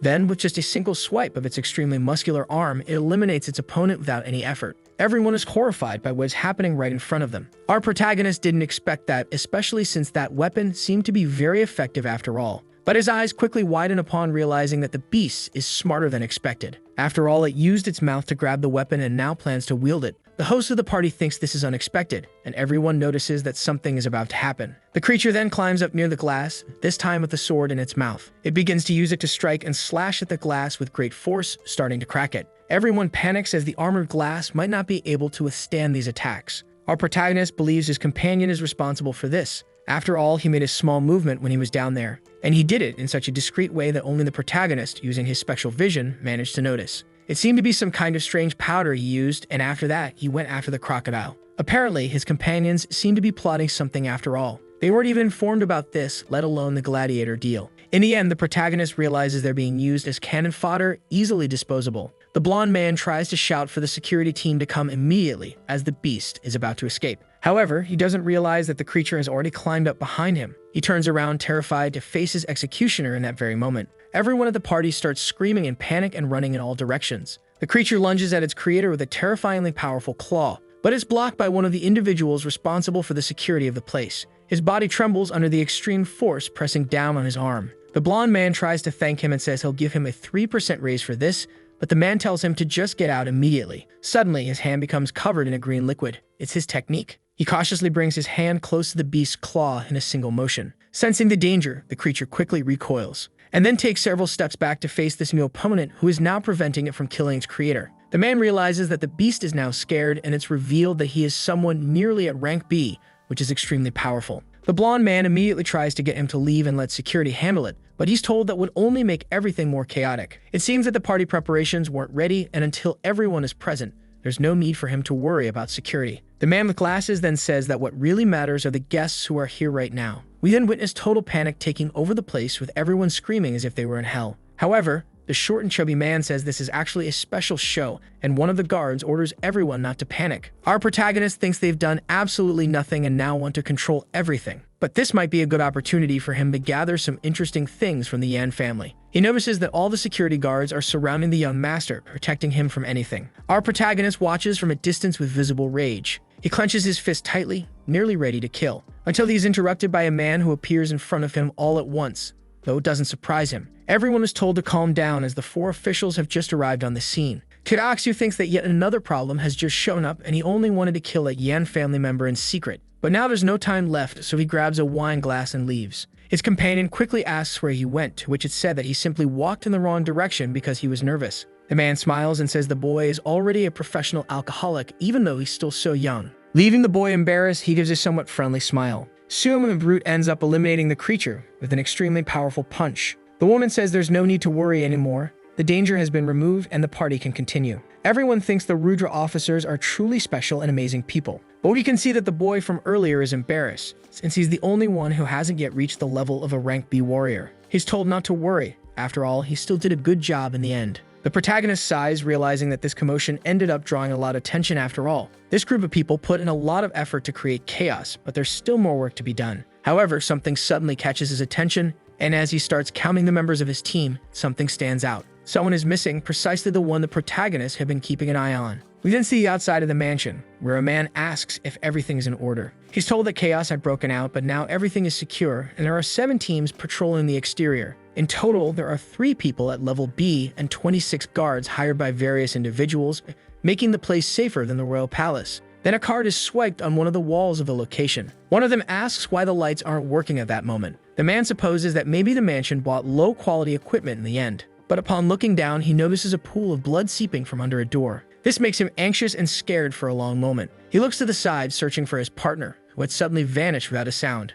Then a strike lands on his clavicle, knocking him unconscious. His body is tossed aside along with the others who had already been neutralized. The girl continues to hide her face as she walks through the place. A security camera is seen monitoring the hallway ahead of her at that moment. She extends her hand holding something. It's a signal jammer and its button is pressed at that moment. Taking advantage of it, the girl runs at full speed while there's no security present. Meanwhile, in another location, a man says there's an error occurring in elevator number 7, and they should go check it out. We then see the interior of the location, where the girl is already entering. A mercenary steps in, saying that teams 2 and 4 should follow him to the elevator. The girl continues descending by rappel like she's in a real stealth mission involving espionage and theft. She soon arrives at the elevator door she was targeting. With her own brute strength, she opens the doors without any difficulty. She thinks she's finally reached the place she was searching for. She then puts on an artificial glove. It's used to mimic the palm authentication of someone authorized to enter. Slowly, the heavy door opens before her. However, a blonde man is already waiting, saying there's a rat trying to sneak into the treasure room. The girl realizes it might be a trap after all, and that shocks her.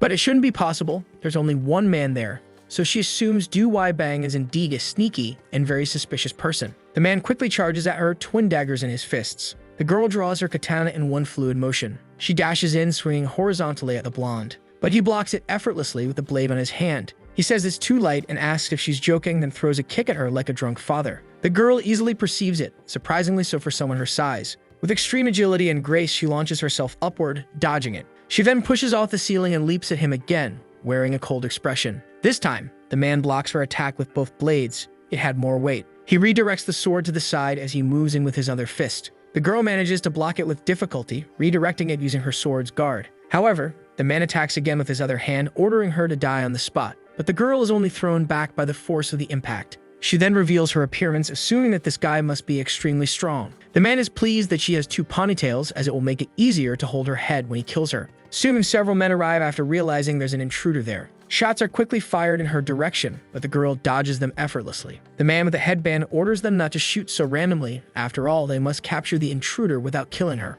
She eliminates one of her enemies with her weapon without any difficulty. And with a simple wave of her hand, another one is taken down with a deep slash across his body. Suddenly, her attention shifts behind her, as she had noticed something approaching at high speed. The blonde man charges with his weapon, asking if she really believes she can turn her back on an enemy. But something happens suddenly. A fist grabs the arm of the man who was about to kill the girl. It's our protagonist who asks if he's aware that sneak attacks are the kind of thing only losers do. The man begins to tremble as he can feel the immense strength of the boy gripping his wrist. The girl recognizes our protagonist and asks how he managed to arrive so quickly. He replies that he was looking for the bathroom, but couldn't find it in the end. And the young woman says that makes no sense. There's no way he could have arrived that fast, clearly not getting the joke. The man grows even angrier, asking if he dares to joke around in front of an opponent like him. He declares that the boy's arrogance will be paid for with his life. However, our protagonist slaps him, saying that a humble rank C isn't worthy of his attention. The girl is shocked as the opponent who had been giving her so much trouble was eliminated effortlessly by Xiaoxiu. Still holding her katana, she asks if he is an enemy or a friend, to which it's answered that he is one of her bodyguards. The young woman is startled by that. What he's saying doesn't make any sense. It's then revealed that the fat businessman wasn't the real contractor. It was her all along. She then asks how he found that out. He replies that hiring multiple high-level warriors isn't something easily done by someone looking to use them as cannon fodder. And there's no reason for a perverted rich guy to do that unless he's covering for someone. The real purpose was to infiltrate the mansion and steal everything inside. All of that became clearer amidst the chaos in the mansion, especially considering how strategically everyone was positioned. And even though she was supposedly the boss, she didn't need any bodyguards. Yet they were all around her, which meant she had to be the mastermind behind everything. The girl doubts that he has the ability to deduce all of that, but says that the place is now locked and the officer's order will arrive in less than 2 minutes. The boy is surprised by that line. She broke through security on her way here. He thinks that at the very least they might still be able to grab the treasure, if only it hadn't been removed before he arrived. The girl wonders where it ended up being taken to, and he replies that she can't see through these iron walls, so there's no way to know. She then asks who he's even talking about. It all sounds too strange. He says the plan was extremely elaborate, so she must have prepared an escape route. To which she replies he doesn't need to worry. Only one person will be able to escape in the end. He then says that's enough. It's clearly an escape plan. She tries to claim that he's just an idiot who passed the test by pure luck, but then says that if he helps her, she'll show him where the treasure room is. She quickly begins to think and wonders how he found her, which might mean only one thing. Suddenly thrilled, she asks if he really knows where all the store items are. The blonde man then asks if someone really managed to break into the underground area. He's told yes. The elevators to the basement are out of order, and 2 units have lost contact. Now, they're using the breach and the passageway between them to descend all the way down. However, all of a sudden, an explosion happens instantly at that moment. It leaves the blonde man completely shocked and silent for a long time. Then the blue-haired girl tells Janning to stay in the party hall while the others are to follow her. The team members understand what's being said, and the weakest one stays behind. Quickly, the young master of the Yen family says that security seems to be entering into cooperation, to which it's said that this is necessary. After all, the officers will eliminate any hidden danger that might be present. The fat man quickly says he hopes at least someone of rank C can protect them and keep them safe. This leaves the long-haired guy completely silent at that moment. Then an old man steps in saying he's leaving because he doesn't want to die pointlessly in a place like this. To which it's responded that he can't be allowed to leave, not until the danger has been cleared and no one can safely exit. Another rich man quickly asks if he's joking, saying a danger like this can't be the result of such negligence. Meanwhile, we return to the vault room where our protagonist says she doesn't need to explain how she knows about that and asks if she accepts an intel trade. She says yes, but he needs to understand that the evacuation plan would allow only her to escape. Our boy has no problem with that and says he'll lead her directly to the treasure room. He then tells her to follow him immediately, as this path is closer. She stares at him and asks if there's some kind of mechanism in the wall ahead. Our protagonist reveals that there is, then delivers an extremely powerful punch that breaks through the steel structure. He clears away the debris without any noticeable effort, metal plates heavier than anything else. She then asks if that was just for decoration, given how easily he destroyed it, to which he replies no. However, these stairs will take them 10 meters underground, where the treasure room is located. While walking, the girl asks if his fists are made of iron, since he seems like some kind of superhuman created through biological engineering. But as they arrive at the location, our protagonist is startled to see several soldiers positioned in front of him. He immediately throws the girl toward the corner, saying it's clearly an ambush set for both of them. They stay still as bullets fly past them with full force. The men are determined to kill them immediately, no matter what happens. And so both of them tell the other to cover them during the fight that's about to happen. The girl asks how she's supposed to do that since the protagonist doesn't even have a weapon, to which he says he's prepared for any kind of situation. He explains that this is his type of weapon and that he has many of them, which annoys the girl. After all, they're marbles, and she asks if he plays with children, which earns her some squaring from him, saying that's not the point. The gunfire stops. It's time to reload after so many bullets were fired at the protagonist. This is the perfect moment they were waiting for, and the boy says it's time to go. The girl, with terrifying agility, starts running along the walls, charging toward the armored soldiers. Her face is set for a precise strike, ready to take off their heads with no effort. But something suddenly causes her pupils to dilate in visible confusion. All the soldiers were taken out by long-range shots to the head, killed instantly. Looking back, she realizes the one responsible was our protagonist, now showing a completely serious expression. Then, with a smile, he says he did quite well, and the girl, tense, thanks him for helping her. They finally reach the actual treasure vault where everything is stored. She says it won't be easy to open. It's 30 centimeters of pure steel, making her punches useless. But that's not really a problem. After all, the concrete surrounding the entire wall is quite easy to bring down. That surprises the girl, whether she likes it or not. That's something only superhumans can break through. With his leg, the protagonist brings the wall down without any difficulty, opening a path forward. They finally manage to reach the secret area where all the items set for auction are being stored. We can see several crates and capsules extremely well prepared and filled with valuable items. Sarcophagi of pharaohs and even aliens are being stored there as a kind of treasure for anyone rich enough to buy them. Looking around, our protagonist can only say that whoever collected all this must be completely insane for keeping such disgusting and repulsive things. The blue-haired girl promptly says they have 50 seconds left and must get out of there all at once as quickly as possible. It's stated that they have a deal, and so the treasure in the form of books all belongs to her. The boy is happy with that since he prefers listening to audiobooks over reading things like that anyway. But something suddenly catches his attention, something beside him. He finally finds the obsidian essence, which is exactly what could bring his companion back to life. After a few moments, he asks how they escaped, and it said they need to go even further down. Our boy says there's a storage area below that hasn't been used in a long time, from what he could tell. It's explained that there's a passage to the lower depths about 60 meters beyond that location. Apparently, the mansion's owner is some kind of madman who has a private biological facility on the lower floors. And there's a large drainage pipe that leads directly to the ocean. That's the exit route and escape plan. The boy asks how she knows so much about this place, considering she's just a young girl who should be in school, to which she replies that he shouldn't mention it. We then return to the blonde man who was taken down by Xiao,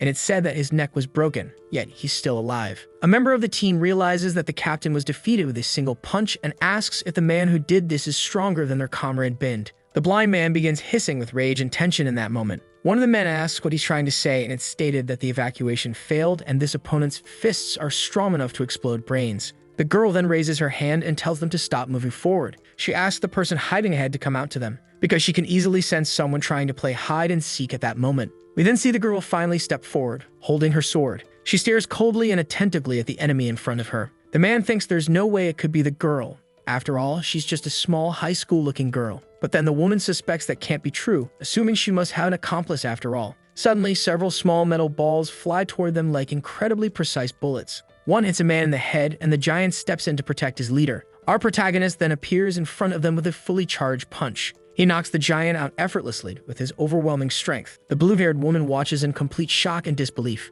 Next, we see the swordswoman charge forward with her katana, aiming to kill the woman instantly. But the woman is already prepared and shows no fear. She blocks the attack with her whip and says the girl is outside her expectations. Seizing the opening, our boy charges forward with his fist aimed directly at the girl in front of him. However, his hand is suddenly stopped by another, even larger one. He's startled. He was sure he had taken that enemy down. It's the giant who turns out to be injured but still manages to hold on after the protagonist's incredibly strong punch. The woman quickly prepares to act while being protected by the man. Xiaoxiu thinks this guy is really tough, but all he needs is to hit him again with another one of his ultra-powerful punches. But he's interrupted by another man who tells him that he has quite a heavy hand. He then asks not to be ignored, surprising the protagonist and leaving him stunned. His expression instantly shifts to one of tension, and the girl realizes that they've just gotten themselves into serious trouble. Both of them then take a massive punch to the chin that sends them flying backward. This mountain of muscle begins hissing and communicating in a way that none of them can understand. The woman quickly translates, saying that no one can hurt her queen in front of her, and calls him formidable.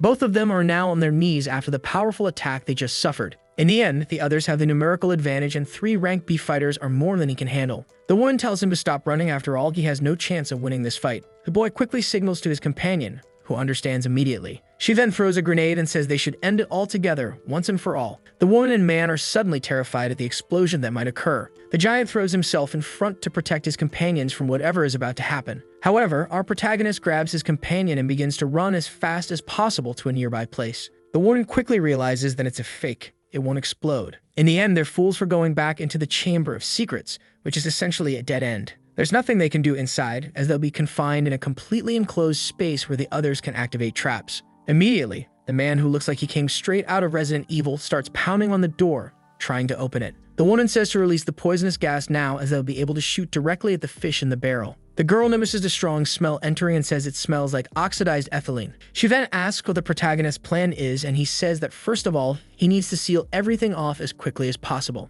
3 minutes earlier, when he grabbed the obsidian, it ended up being absorbed directly into his body, without giving him any chance to react. But soon after, a voice was heard asking if it was the cube, his friend. Through tears, he heard a familiar voice saying the system was currently undergoing an extreme upgrade. Then the girl calls to him saying they need to get out of there immediately as they're running out of time. He asks what treasure she came looking for with such urgency, and she replies not to mention it. It's a secret. She then asks why he was taking so long, and he replies that he spent a little time analyzing the jewels and picking the best one. The girl quickly smiles and says that being a thief is a profession he seems to be enjoying after all. The boy laughs as he ended up teleporting everything into his own space, which in the end means money won't be a problem for him for the rest of his life. We soon see that they're running out of oxygen, and the girl says she can't hold on much longer, to which he tells her to just hold her breath a little more. The man notes that it's already been 3 minutes and the average record for holding one's breath is no more than 22. Completely red in the face, the girl asks if he's trying to send her to hell because she can't take it anymore. He replies that it's almost ready. The cube's upgrade percentage has already reached 97%, which is enough for him to start acting. He says he studied a lot back in school. He tells her to close her eyes because it's about to get dark for a moment, and the first condition is that the space must be 100% sealed. The cube's space was then expanded once again, and now it can carry more people inside. The second condition is that if there is at least 3% air mixed with oxidized ethylene, it becomes extremely flammable. And the third condition is that only a small spark needs to be released in such a gas-filled space. A massive explosion suddenly erupts at that very moment. We see that the woman managed to defend herself using her whip and a protective device she carries. And right beside her, the small cube that our protagonist keeps is completely intact. Both of them emerge from the explosion completely unharmed, while the boy says that chemistry books were never going to lie to him in the end. The system is now upgraded and the cube's internal space has increased to 5x5. His teleportation ability has also been improved and can now be used twice per minute with a much greater range. In addition, his micro-radiation vision now has a radius of over 30 meters, which is impressive. And a new function has been unlocked called Indomitable God, which now allows him to use gems to enhance his companions. So the video ends here. If you don't want to miss the next part, activate the notification bell, and see you next time on Tob's channel.